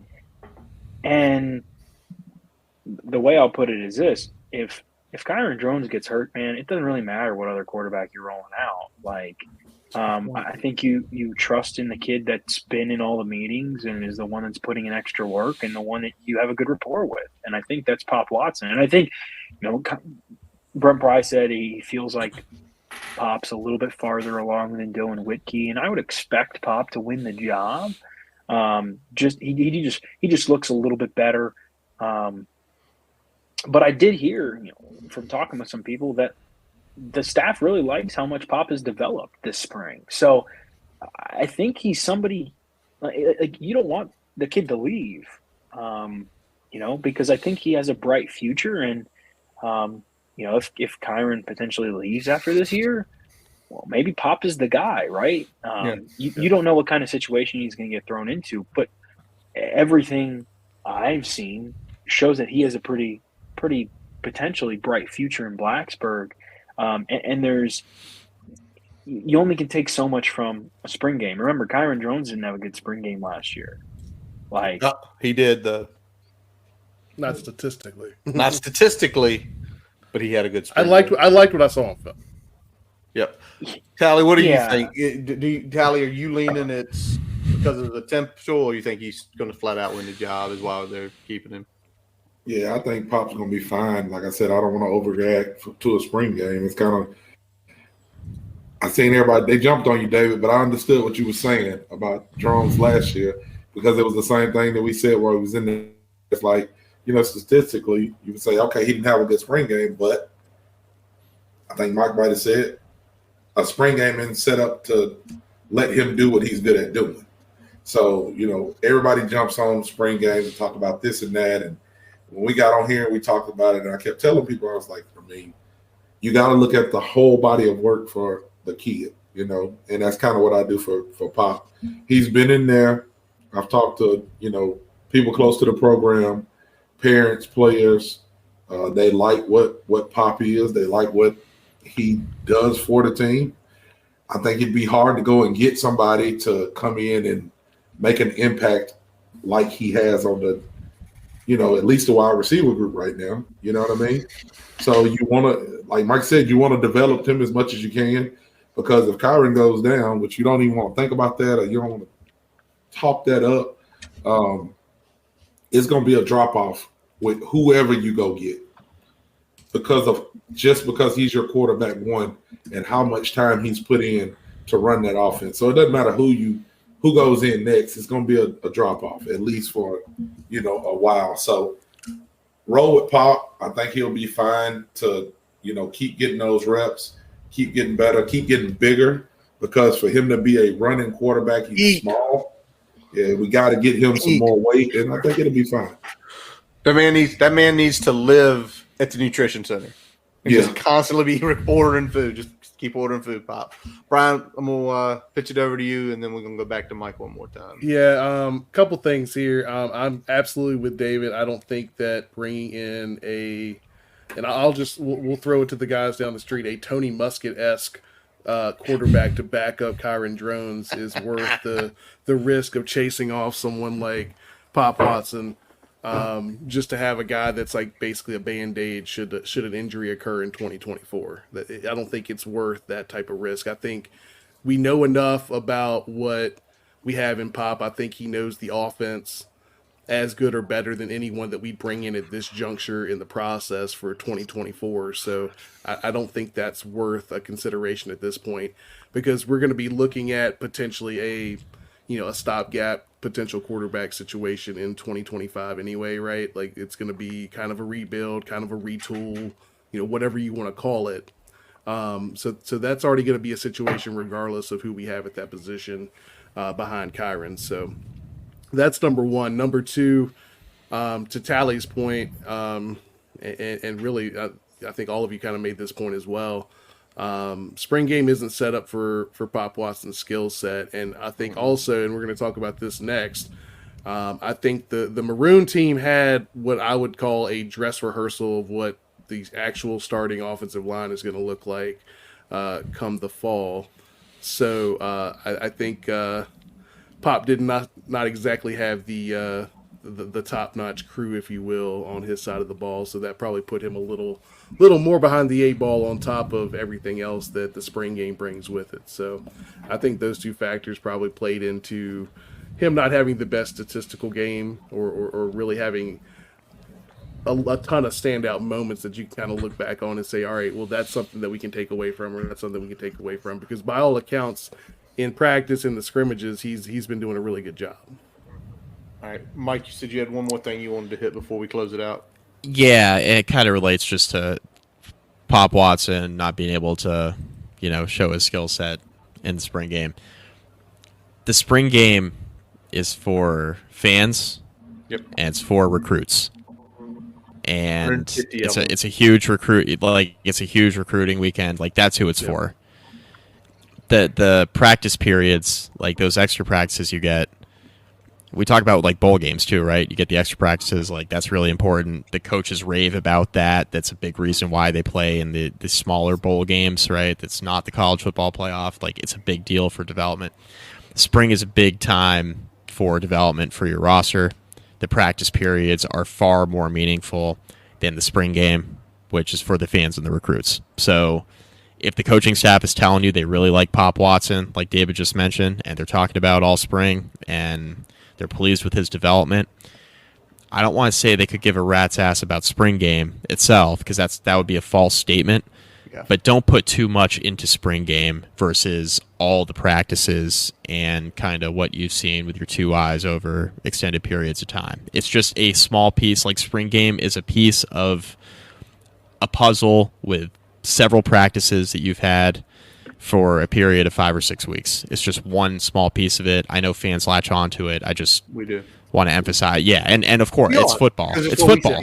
It's football. It's what we get to see. It's football also, and what you get to see. Yep. Yeah, and to what Tally said, I think a week ago, like I think the biggest thing that you can take away from a coaching perspective of the spring game isn't necessarily like individual performances, but kind of how are you handling a game type atmosphere, right? Because this is the most game like setting that you'll have outside of an actual game.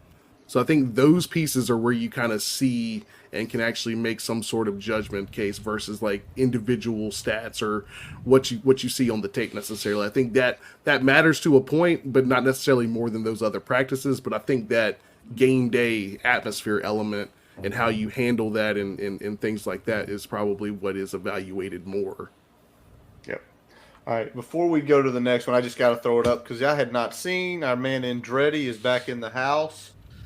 One of our loyal followers there on YouTube. All right. Andretti. Gotta love him. All right, we're going to the offensive line next. Here we go. Now it's a party. Now it's a party. And before we get into analysis, this is a one-word answer. It's going to be all 5 of us, and then I'm going to push it back to David. David, can Virginia Tech afford to stand pat at right tackle, yes or no? No. Mike? Nope. Brian?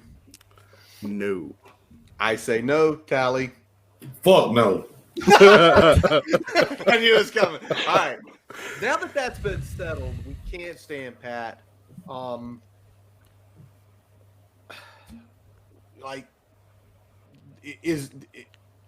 we going to have to go out and throw some money in the portal to find a legit starting right tackle? Because I don't see one right now on the roster unless something crazy happens, David.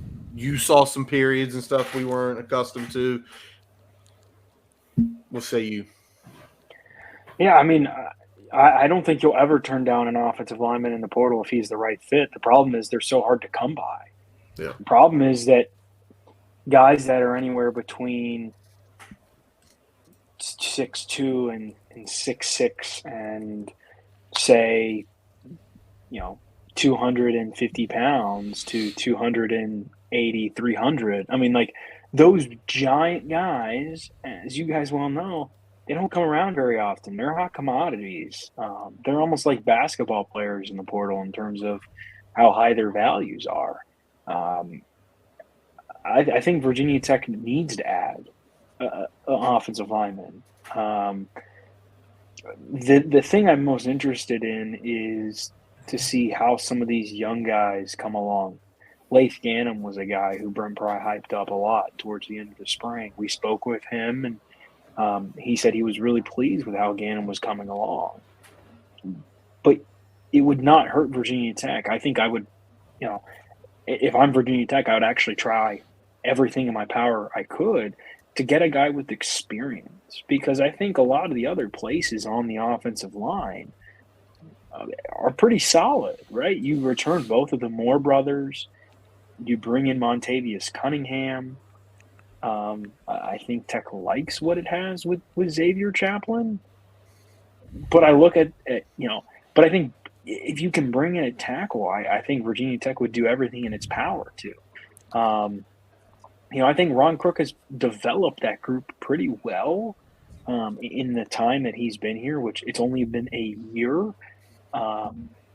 But you don't want to have to lean back and rely on, some of that youth to start if you don't have to. We're not talking about, this is a guy like Christian Darasaw who,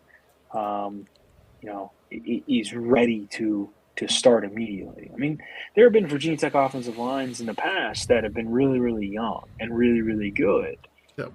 It doesn't really feel that way. And if Virginia Tech can add, it should add.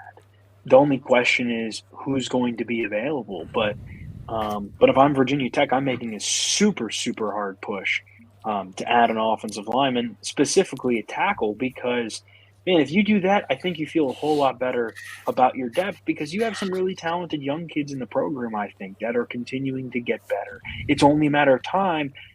But if you have to rely on them now, I kind of think about it like, to make a basketball analogy, I think about it where MJ Collins was kind of thrown into the fire last year, right? Some guys just simply aren't ready to play that many snaps. Yep. That's just the way it is. Mike?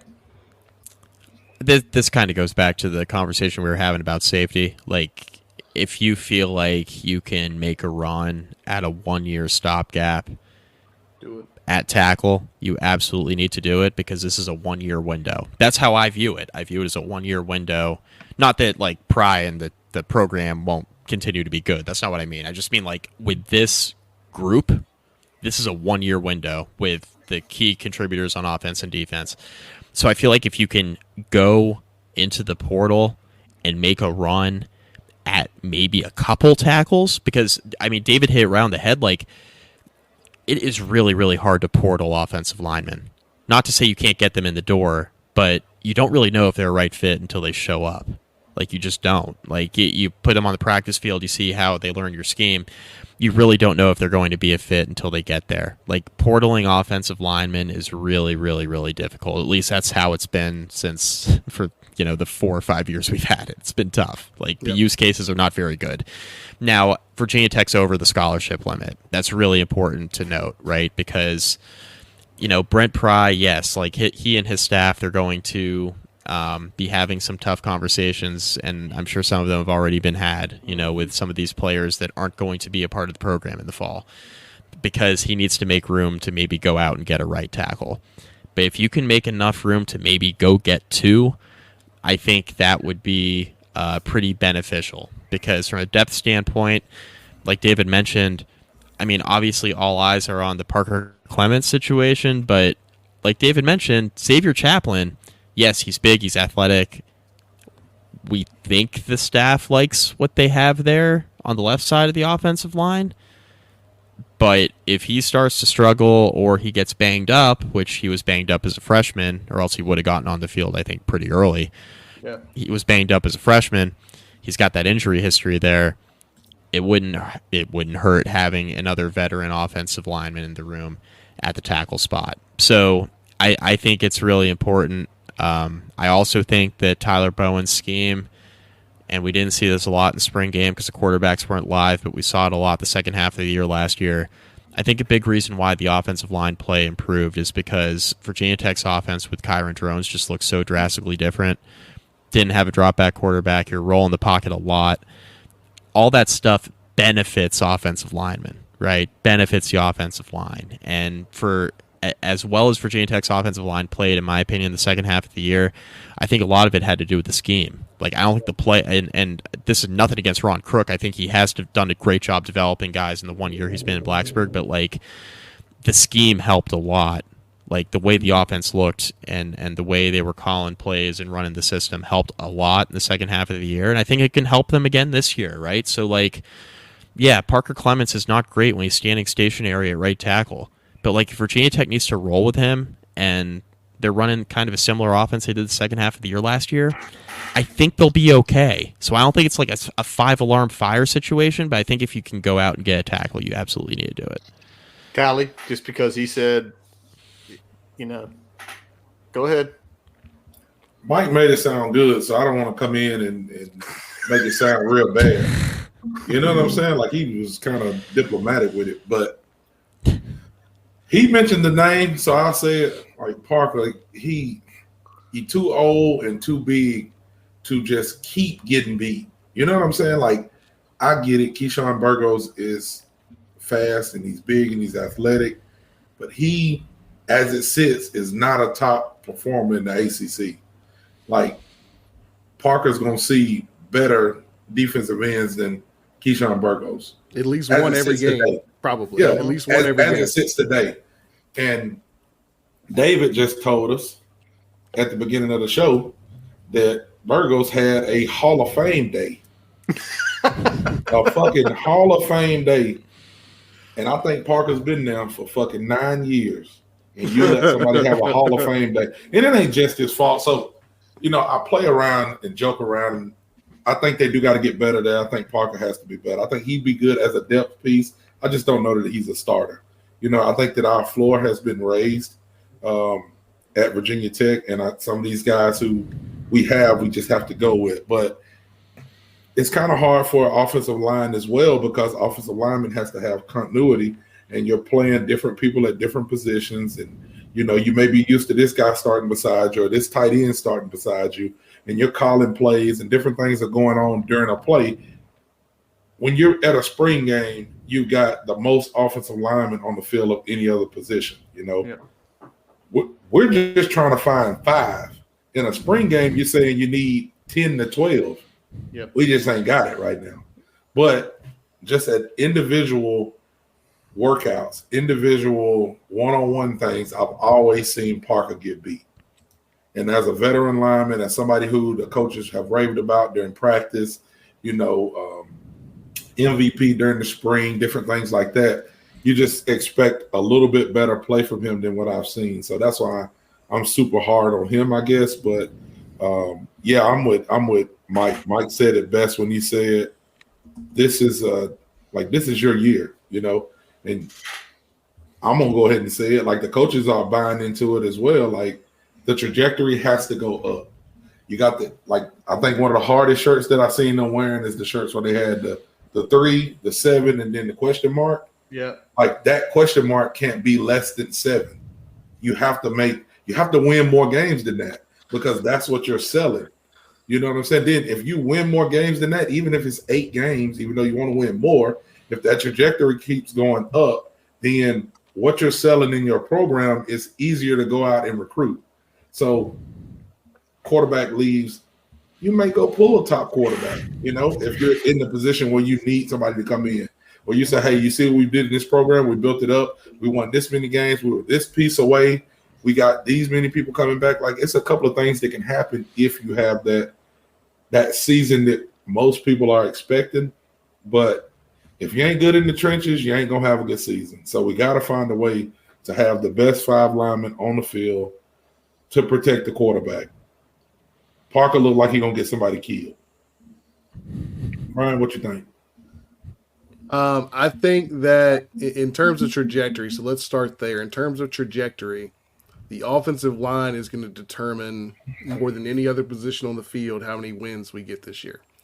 Because with all the pieces coming back, with you getting Ollie Jennings where you didn't really have him most of last year, you've got so many pieces that fit on this offense that can really take that next step. That next step is going to be limited to how well this offensive line progresses from last year. And we saw it with the scheme shift. Mike pointed it out.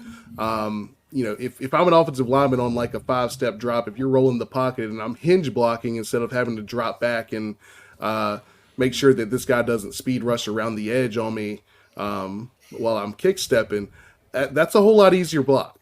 I can use more of my lower body. I can use a whole lot more of my athleticism than if I'm just standing there and having to stay in front of this guy coming at me full speed. So it's a lot easier block. The scheme is making the job of the tackles especially a lot easier.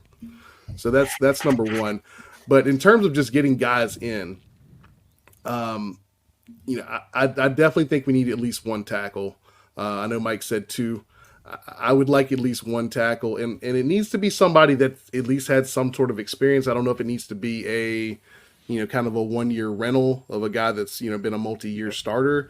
We've seen, I think we've got an offer out there for Andrew Chambly out of Arkansas. I don't know if he's going to be somebody that we get a visit with or anything like that, but at least that's somebody that has seen some time in the SEC. I think he was all SEC freshman team or something like that. So very good track record. He's at least shown that he's capable of, putting good work out there against some of the best in the country in terms of pass rushers. So you feel a little bit good about that if that's somebody that you're targeting. But that's a position that we've got to level up because, I'm circling back. This is the importance of having this offensive line is going to dictate how big of a step this offense can take in 2024. And back to Mike and David's point, I mean, this is a year that really matters because I feel like this is going to be the highest ceiling that we're seeing for the next, 1 to 2 years, depending on what we're able to do in the portal and recruiting heading into 25 and 26. But the window is here to do some big things this year. I'd hate for the offensive line to hold that back. Yep, and that's the point of it. And Mike, you keep saying it, and David, you said it too. This is a big gap. This is not a gap year. This is a go all in year. Go all in.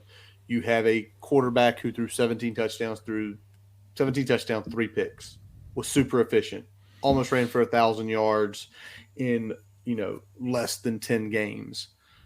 You brought your entire wide receiver quarterback. You brought your running back room back.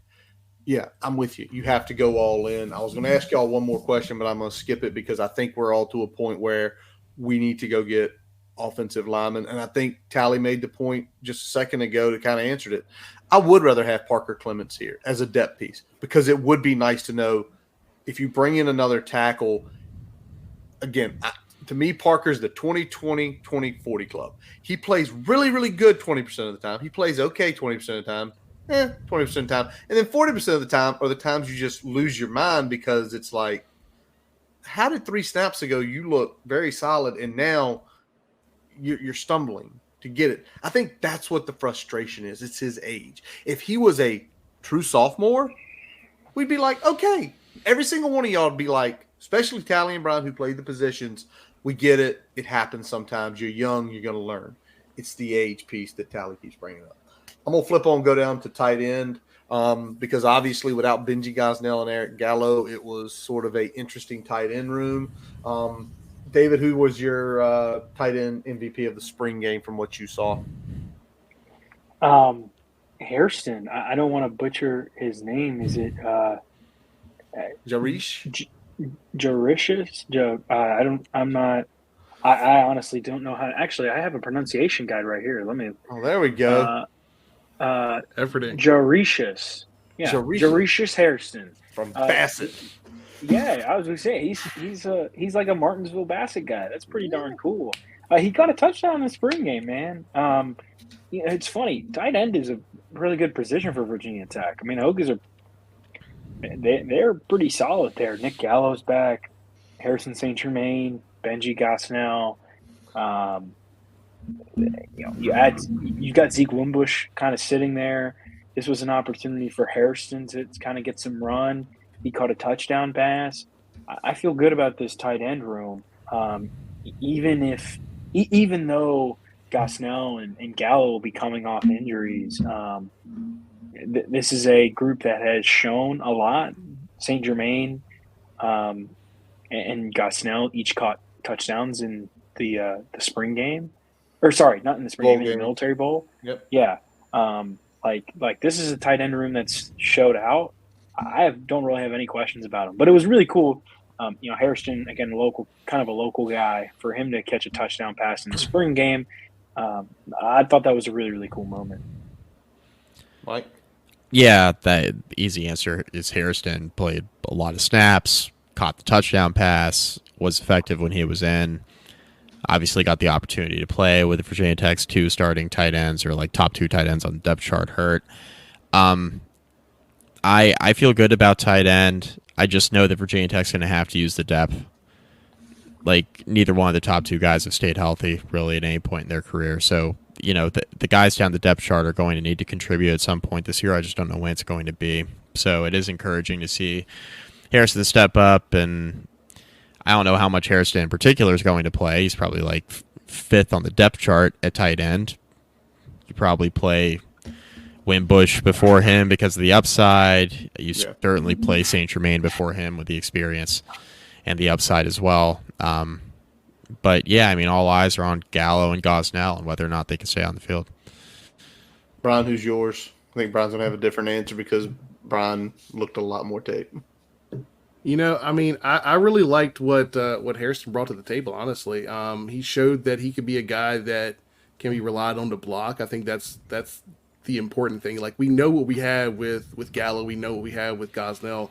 A lot of these guys are going to be, can you block and can you stay within the framework of what we're trying to do offensively? Because that's what a depth tight end is going to primarily be doing. When I look at that, I feel like Hairston is the guy that can do both of those things pretty well. And he's the guy that probably isn't going to see a ton of time, but he's probably going to be fourth or fifth on the depth chart there, just because of what Wimbush brings to the table from a route running perspective, pass catching perspective. But it's nice to have a reliable guy that deep on your depth chart that can block well and still do things within the framework of the offense consistently for you. How about you, Tally? Yeah, kind of the same, man. I mean, you're going to go with what everybody's talking about here at Harrison. It's like when you look at the tight end, I think I don't know all the specifics, but probably one of the reasons why Daquan Wright left is because you got so many mouths to feed on the offense. You got a game-breaking running back. You got a game-breaking quarterback that's running the balls. You got all of these wide receivers that have to get touches because they're going to be getting open. You just can't cover everybody. You need a tight end to be Nick Gallo this year. You know what I'm saying? You need a tight end to go in and do his job and not expect a lot of praise. No disrespect to Wright, because I love what Wright brought to the offense, but your tight end is just going to have to take the layups like Hairston did. 2-yard touchdown, just get open, sit down, and take it. You may not get a lot of targets because of all of the other things that we got on offense, and you just got to be in there to help block. You got to be in there to run somebody off so Jay Lane can come across the middle and catch that slant So I think all of those guys in the tight end room just got to work to be strong, to get stronger this summer, to get healthy this summer, because, I mean, they're going to be a big part of the offense, even if you don't see their name in the stat book. Yep. It's tough to not shy away from the Harrison, but Zeke Wimbush did catch 4 passes, which is big. He shot 4 passes for 23 yards. And then me and Brian were talking a little earlier today, and he said he was impressed with what St. Germain did blocking-wise. So I think after those first 2, you could say they all had MVPs because each are improving certain aspects of their game. Each are going to be important come the season, especially to y'all's point. Gallo and Benji do not have the best injury history at all. These aren't clean guys. They are good players when on the field. They need to stay on the field. Now, you tell me they stay on the field, I'm very happy with 3 through 5 because they all bring some element to the table. All right, we've got a couple more rooms to hit. Yeah, we're going long. By the way, we're going long because I did not expect us to spend 40 minutes on basketball, but obviously there was a lot of emotion from this from this room about that. All right, Mike McDaniel. Facial Tuden clear number 1 running back. I think he ran the ball 3 times and maybe played 8 snaps total Saturday. But give me your depth chart. Give me 2 through 5 after Tuden, because obviously there were some points to be raised after what we saw Saturday. I really liked what I saw out of PJ Prelo, but I'm going to be honest, he's a walk-on running back. We've seen a million walk-on running backs at Virginia Tech. We're really excited when they get in the game in the fourth quarter. We're like, man, why doesn't he play more? And then you figure out they can't pass block, or maybe they don't look quite as fast and athletic when they're playing against the other team's ones. We're talking about guys who haven't been able to stay on the field. If Malachi Thomas is healthy, I think he is the number 2 to Bashal Tuten. But I did like what I saw out of Jeremiah Coney. Coaching staffs really raved about him a lot, and I think Coney is going to be a contributor. Now, is he going to necessarily be the contributor in 2024 that I think he could be a year from now? Probably not. But I do think he has a chance to push for snaps with Malachi Thomas, especially if Malachi's banged up. I think if Tuten's healthy and Thomas is healthy, they're the clear 1-2. After that, I think Coney is your number 3 running back just because of the way the staff's talked about him. And I think PJ Prelo, it's a nice development that, he was able to come out in spring game and play the way that he did. But I think the running back room has a clear delineation as long as guys are healthy. But Coney, in my opinion, is the guy who's the wild card. And, I think if there are some injuries in front of him, I think he could step in and be an effective back. And I think he does have a bright future if he does stick around with the program. David, what about you? Yeah, I think it's pretty clear cut. It's Tuten 1, Thomas 2, and then I think Coney is probably the 3rd back. I think the staff likes Traylon Mitchell. I'm curious to see where PJ Prelude, if he factors in at all. Okay. It wasn't like he was just going out there and beating up the 3rd and 4th string guys. He scored 2 touchdowns. Yeah. Like taking handoffs from Kyron Drones. I'm interested to see if the Hokies can find maybe a niche role for him. I don't know if you need him returning kicks. Obviously, Bashal Tuten has shown he's able to take stuff to the house, and catching punts and stuff. Jalen Lane, Tucker Holloway is still injured come the fall. Depending on his status, Jalen Lane will probably be the guy there, and he's proven. But is there some kind of niche role you can carve out for Prelude? I'm not really sure. I think it's him or Mitchell for that 4th spot. I'm not sure it really matters. But I think if you're the staff, you have to at least open your eyes and go, that's very interesting, the performance PJ Prelo had. Because it wasn't it'd be one thing if he racked up 40 yards, and 2 touchdowns on, if he's playing in garbage time in the 4th quarter. but he had 6 carries for 62 yards and a touchdown, and he caught a pass out of the backfield. He had 2 catches for 29 yards. So you want to talk about all-purpose. I actually didn't run the math, but he probably had more all-purpose yards than anybody not named Jeremiah Coney. So I think you have to at least be a little interested to see how he could help. But I think Coney's the number 3 back, and if you don't feel you're not interested in Prelude, or you don't feel like he can really add something juicy, maybe, I think Mitchell's kind of the obvious choice. And then there's no point, in my opinion, to not redshirt Tyler Mason. Though I thought, he showed some interesting stuff. I mean, he had 8 carries for 33 yards. He did have that fumble, but he's young and he's got some time to learn. But I tell you what, I was really impressed by the running backs. It didn't matter if it was Coney. It didn't matter if it was Mitchell. Mitchell had 2 catches for 17 yards. Coney had 1 catch. I'm looking at my stats right now. Mason had 1 catch. Prelude had 2. Virginia Tech, and I think you'll see it a lot with Tootin and Thomas this year, is Tech using them more out of the backfield. Yeah. Especially now that Kyron Jones is in his 2nd year and I think has a better feel for it. And I think that can be an X factor. You guys talked about it. Bashal Tutin's a game breaker. And if the Hokies can get the ball in his hands out of the backfield, I think you're golden. And here's the thing. The only reason it would matter if who we're talking about behind Bashal Tutin is if something unfortunate was to happen to him where he was going to miss some time due to injury. Because if he's good, he's not coming off the field. That's how important he is. He is. I'm going to make this point, and I think we can all agree to this. That room has enjoyed such a crazy transformation, because where it seemed for years we don't have that guy. We don't have a good core running backs. And next thing you know, to every point to me watching it the last couple days chopped up, every time a guy got a ball in his hand, they made moves, they made cuts, they plowed forward. There was no behind. Malachi Thomas on that screen catch made his wiggle and found it. Shout out to the Moore brothers and Montavious Cunningham getting absurdly upfield on that too, which that always makes Brian happy when he sees screenplays like that. But it's what you just said. That room looks good.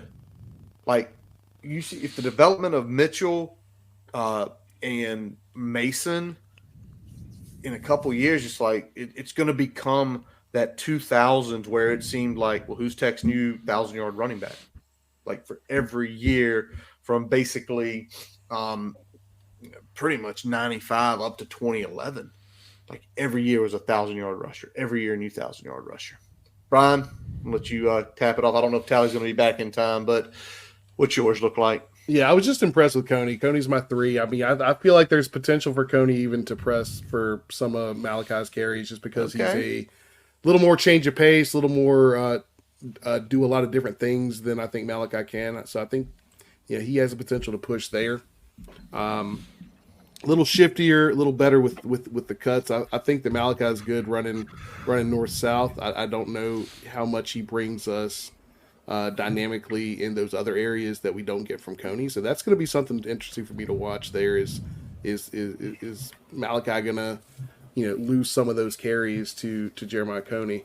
I'm also looking at Traylon Mitchell. I thought he had a really good spring game. I hadn't heard a ton about him before that, but seeing what he was doing out there, and obviously PJ, kind of lit it up a little bit there. So it's going to be interesting to see where he mixes in with that group. But I feel pretty good about the depth overall. And that's even, when, still thinking that the staff may even be looking at adding one more running back to this group, either in this transfer portal cycle or the next one. So it's going to be interesting to see what that room looks like this year and then going into 25 as well. Tally, which behind Bashal Tutin, what's your depth chart for running? Yeah, I was just about to Brian hit on exactly what I was going to say. I mean, kind of you could tell those guys are working, after Tutin and Thomas there. at 1 and 2. You know, you got those young guys and Prelude. That's again, like Mike said, he's a walk on. So you don't want to take so much from the spring game and go, wow, everybody, you know, was so great. But you can tell that they're working. You can tell that, you know, Brooks is in there doing his thing. But I don't think that they feel super comfortable with a number 2. Like, I think that they're still looking for somebody like Ramon Brown that can come in that's not going to have a drop-off if Tootin gets gassed and, you know, runs a 100-yard kickoff and needs to sit out a couple of series. You know what I'm saying? Like, Malachi has that. You know, he's been hurt in the past. He has that on him already. So, I mean, I feel like everything after 1's kind of up for grabs. I mean, I like what I see from a lot of those guys, but you do need somebody. You need a every down back. You know, Prelude can't be an every down back. You know, a couple of other guys in there can't be an every down back. You need an every down back, kind of like Tootin is, to, you know, mimic after him, because that's what the offense is going to be, you know, looking like it's going to need from here going forward. So I'm more worried about like the 2 spot more than I am the 3 through 5, because I don't think that Thomas like has that on lock. That's just me. I hear you. As far as it goes with PJ Prelude, it was unbelievable. Him and basically looking at the stat sheet here, him and Coney basically had the exact same number of total yards. But I think what you can look at that, and we saw Kevin Concepcion last year just rip us apart in the NC State game.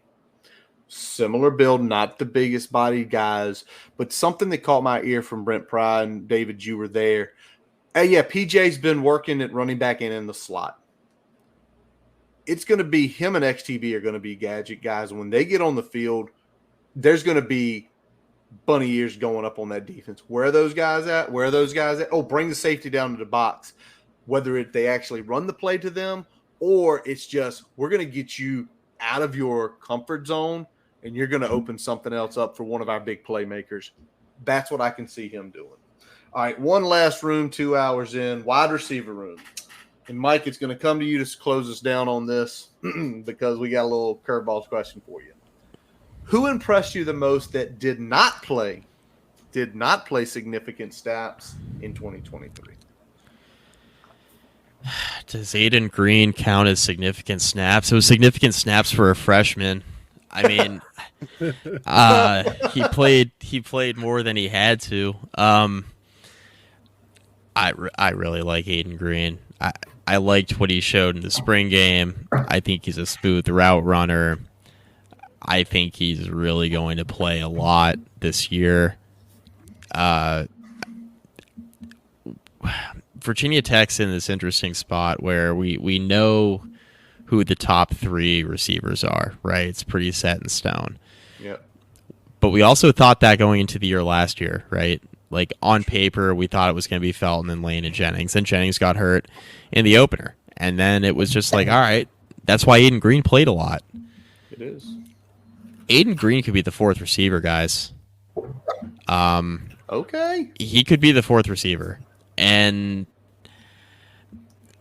yeah, this is a room that has a ton of depth and a ton of young guys that, you know, haven't played a lot, that are really coming along behind the veterans. And I think if you're looking at any room going into the 2025 season where you're like, all right, we got the makings of a good offense, it's a receiver room because there's so many really good young players that are backing up the proven commodities that Virginia Tech has. I think Aiden Green has a chance later on in his career to be a number 1 wide receiver in an offense. Right. He's a stud. So Aiden Green's my pick. I think he's real smooth, great route runner, extremely fast. He's got like a little veteran moxie to him. Like you saw that kind of last year as the year went on, just kind of how he handled himself in big time situations. Down the stretch of the season where he had to play a lot of meaningful snaps. I am really, really high on him, if you haven't noticed. So, yeah, Aiden Green's my pick. Basically, Mike just took my question, David, and said, no, I'm going to answer exactly what I actually think. Go ahead, David. And you can say Aiden Green. Any of y'all can say Aiden Green if you've got somebody. No, you know, I'll be different. I'm excited to see Xavier Turner Bradshaw, man. Dude, we saw it against NC State. he had that end around and was untouched. Yep. He has wicked speed. And if Virginia Tech can get him involved consistently, Yeah. kind of be that maybe Kevin Concepcion, like you mentioned, Curtis, I am so interested to see how that potentially changes this offense, because we know the receivers that are going to be out there consistently, we know who they're going to be. And Fontel Mines has shown he's not afraid to rotate other receivers in.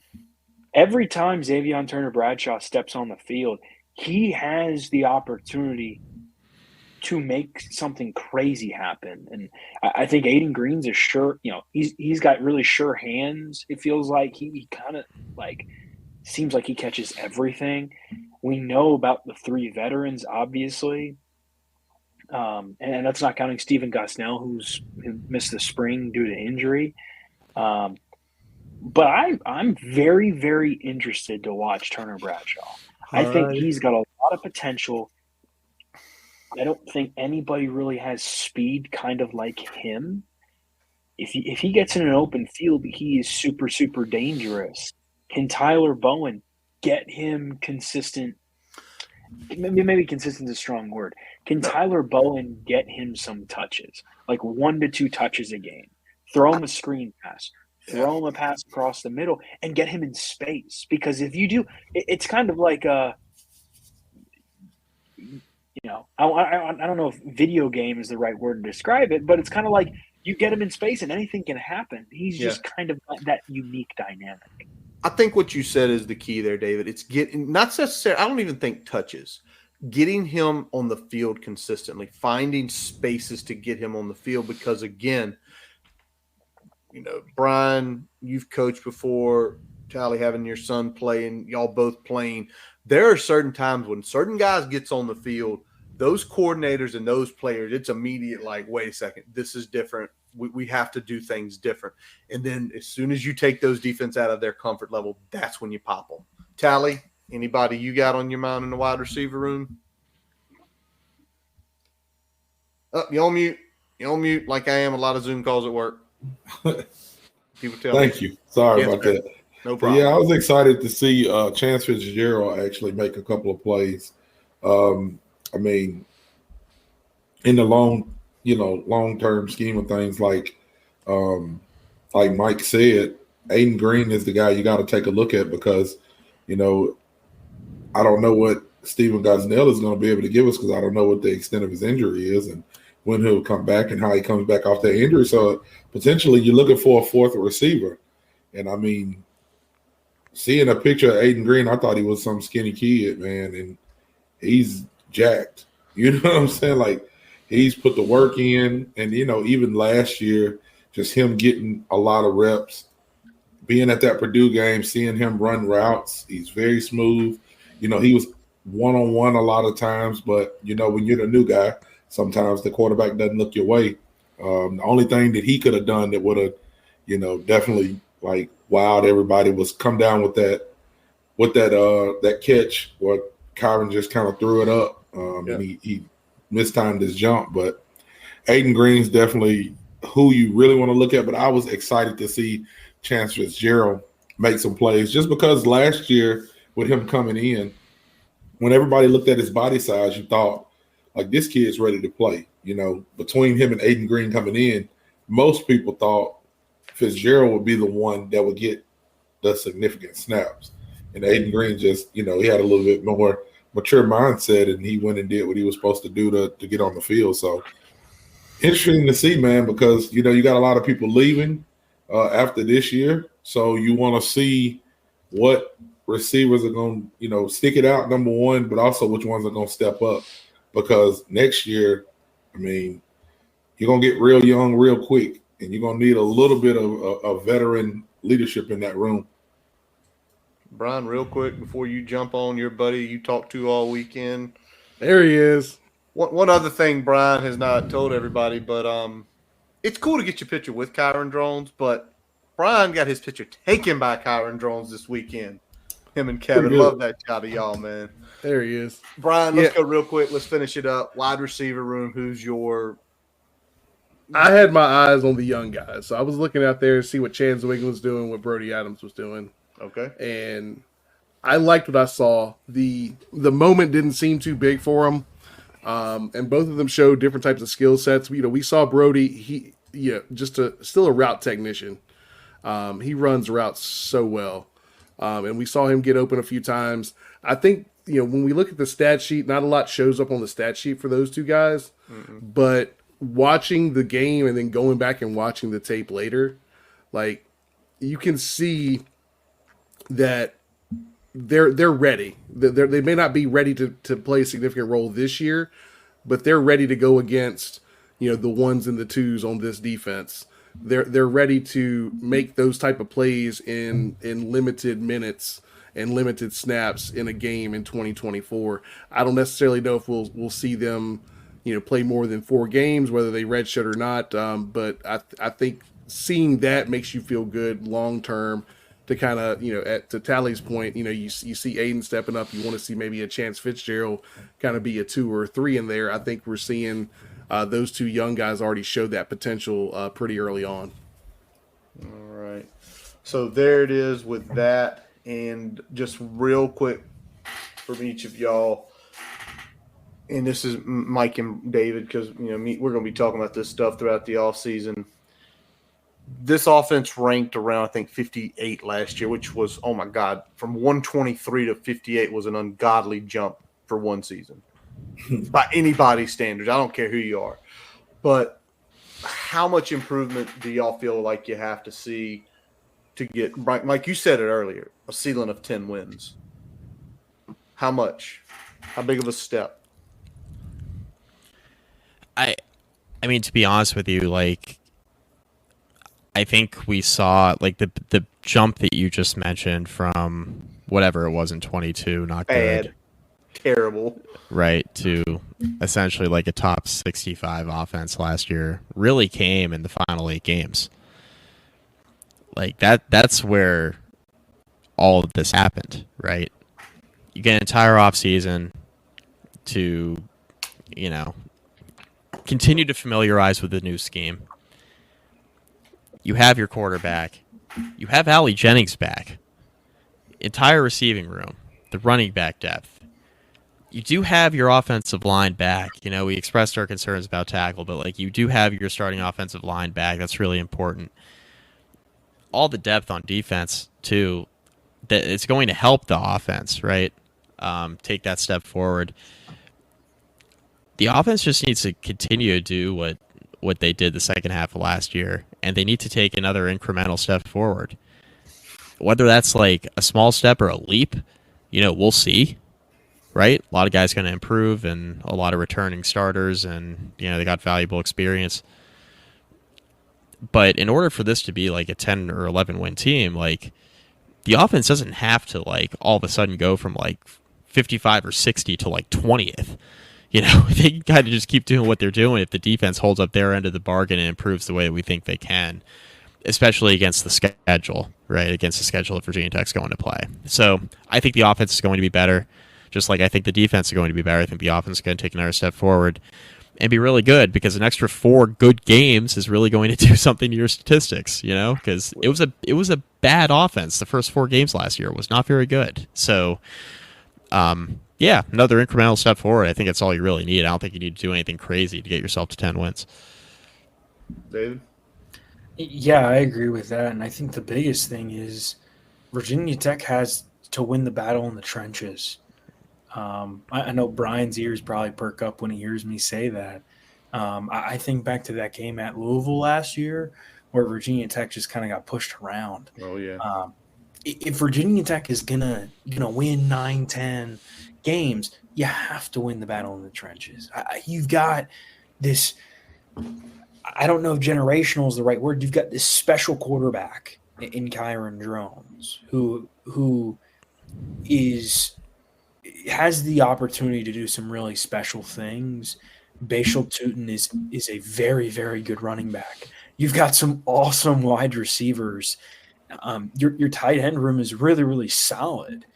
the offensive line is the big question for me. And I think if Virginia Tech can shore that up, you're looking at an offense that has the opportunity to be very, very, very good.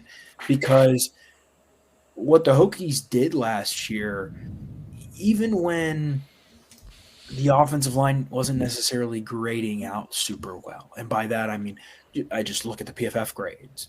I don't think the offense was necessarily the offensive line was doing anything crazy, but I think the scheme allowed those guys to play a little freely. And if you can continue to develop that, Kyron Drones enters in year 2, Bashal Tutin in year 2, that wide receiver room, year 2. Those guys are all playing together. Same thing goes for a lot of those offensive linemen. If you can supplement it and those young offensive linemen can continue to grow, like my only question is what kind of offensive line is this going to be? I think that kind of determines how good this offense can be, but all the pieces are there everywhere else. Like Kyron Drones is one of the best quarterbacks in the ACC. He might not get, preseason all ACC hype because the Carolina media, or other factions of the press, votes for somebody like Cam Ward of Miami, who has a lot of accolades, obviously. But he's a very, very great talent. Bashal Tutin is very, very good. The pieces are there. It's kind of just when you get into those battles in the trenches with really, really good teams, how does it play out? And Virginia Tech kind of got thrown around last year against Louisville. When it gets into some of these big games this year, I think about Miami and Clemson. That group is going to have to play to that level, and that will determine Virginia Tech's success. That is an absolute great point to end on, David, tonight, because I think we saw staff sit here and say, yeah, if offensive line ups the game, if Montavious Cunningham, and we saw a handful of plays in the spring game when he did that pull, I'm sure Brian's ears light up, but he cleared the way for that huge run. Him and the Moore brothers got downfield. If that levels up, I mean, y'all know I can get and be super optimistic. I was optimistic last year and said 8 wins. Y'all thought I was crazy. We'd started the right quarterback. I still insist we had been at 8 wins because – go ahead, Tally, because you got to lay it on them before we close it out tonight. Go ahead. They've been doing so good today, man, I ain't going to even get them. I'm just going to wait. We're going to be back on here. We're going to discuss the season. We're going to be back on here in August. We're going to discuss the season. And I'm going to be interested to see what everybody has to say about this year, win-loss total. So I ain't going to even give it to my guys because they've been doing good tonight. Yeah, I will not say. I promise you, unless there's some unforeseen development, I can tell you when we get together in August. I think I speak for David as well here. I don't think we'll be saying 5 and 7. I like. And I'm somebody who's had the opportunity and privilege to go to a lot of practices this spring, and I feel good about what Brent Pry and his staff are building. I think so many of the pieces are there. When you return 86% of your production, you're going to be good. It's just, can you get those next pieces to supplement everything else? Yep, exactly. And I think on both sides of the ball, the Hokies have added some of the right pieces. Sam Brumfield is the first, and Montavious Cunningham are two of the big ones that come to mind. Can those guys have impacts? Right. I like the trajectory. There is a good trajectory. I'm going to bring one real quick thing before we wrap it up. I'm sure y'all seen this. I'm sure y'all saw it on Twitter. MJ Collins is to Vandy along with Tyler Nickel. I am sure David and Mike may have things on their Twitter feeds at some point tomorrow. I saw a tweet from a Vanderbilt fan that I've already bookmarked that said we're coming after all the Hokies basketball players and we're going to beat them in the fall as well. So go ahead and bookmark that tweet so we can talk a whole lot of shit come August 31st. Yeah, send it to me because I got to start finding some. I don't even think it's Vanderbilt football fans. I don't think there is Vanderbilt football fans. If you got a couple of them, send them to me so I can fuck with them. They're bots. They're bots. Just a All bot. right. Dave and Mike, appreciate you guys jumping on with us tonight. It's been an awesome 2.5 hours plus. That's going to wrap up this episode of the Boundary Corner Podcast, brought to you by Main Street Pharmacy in Blacksburg, with our guest David Cunningham from Sideline, Mike McDaniel from Everything Hokie Under the Sun. If you don't know, I'm Curtis Wilson. Jonathan Taylor. Brian Siegler. Check out boundarycorneryoutube.com to listen to all of our episodes. Check the merchandise shop. Follow us Twitter, Facebook, Instagram. Subscribe to UQ Podcast is on all of your favorite sources. Check our buddy Jason Long website, jasonlongmusic.com. It'll check where he's playing his live events, likely around the NRV this spring. Also links you to all his music on all available sources. Well, we thank you guys for watching and listening, all 648 of you tonight. And as always, let's go. Hokie. Hokie.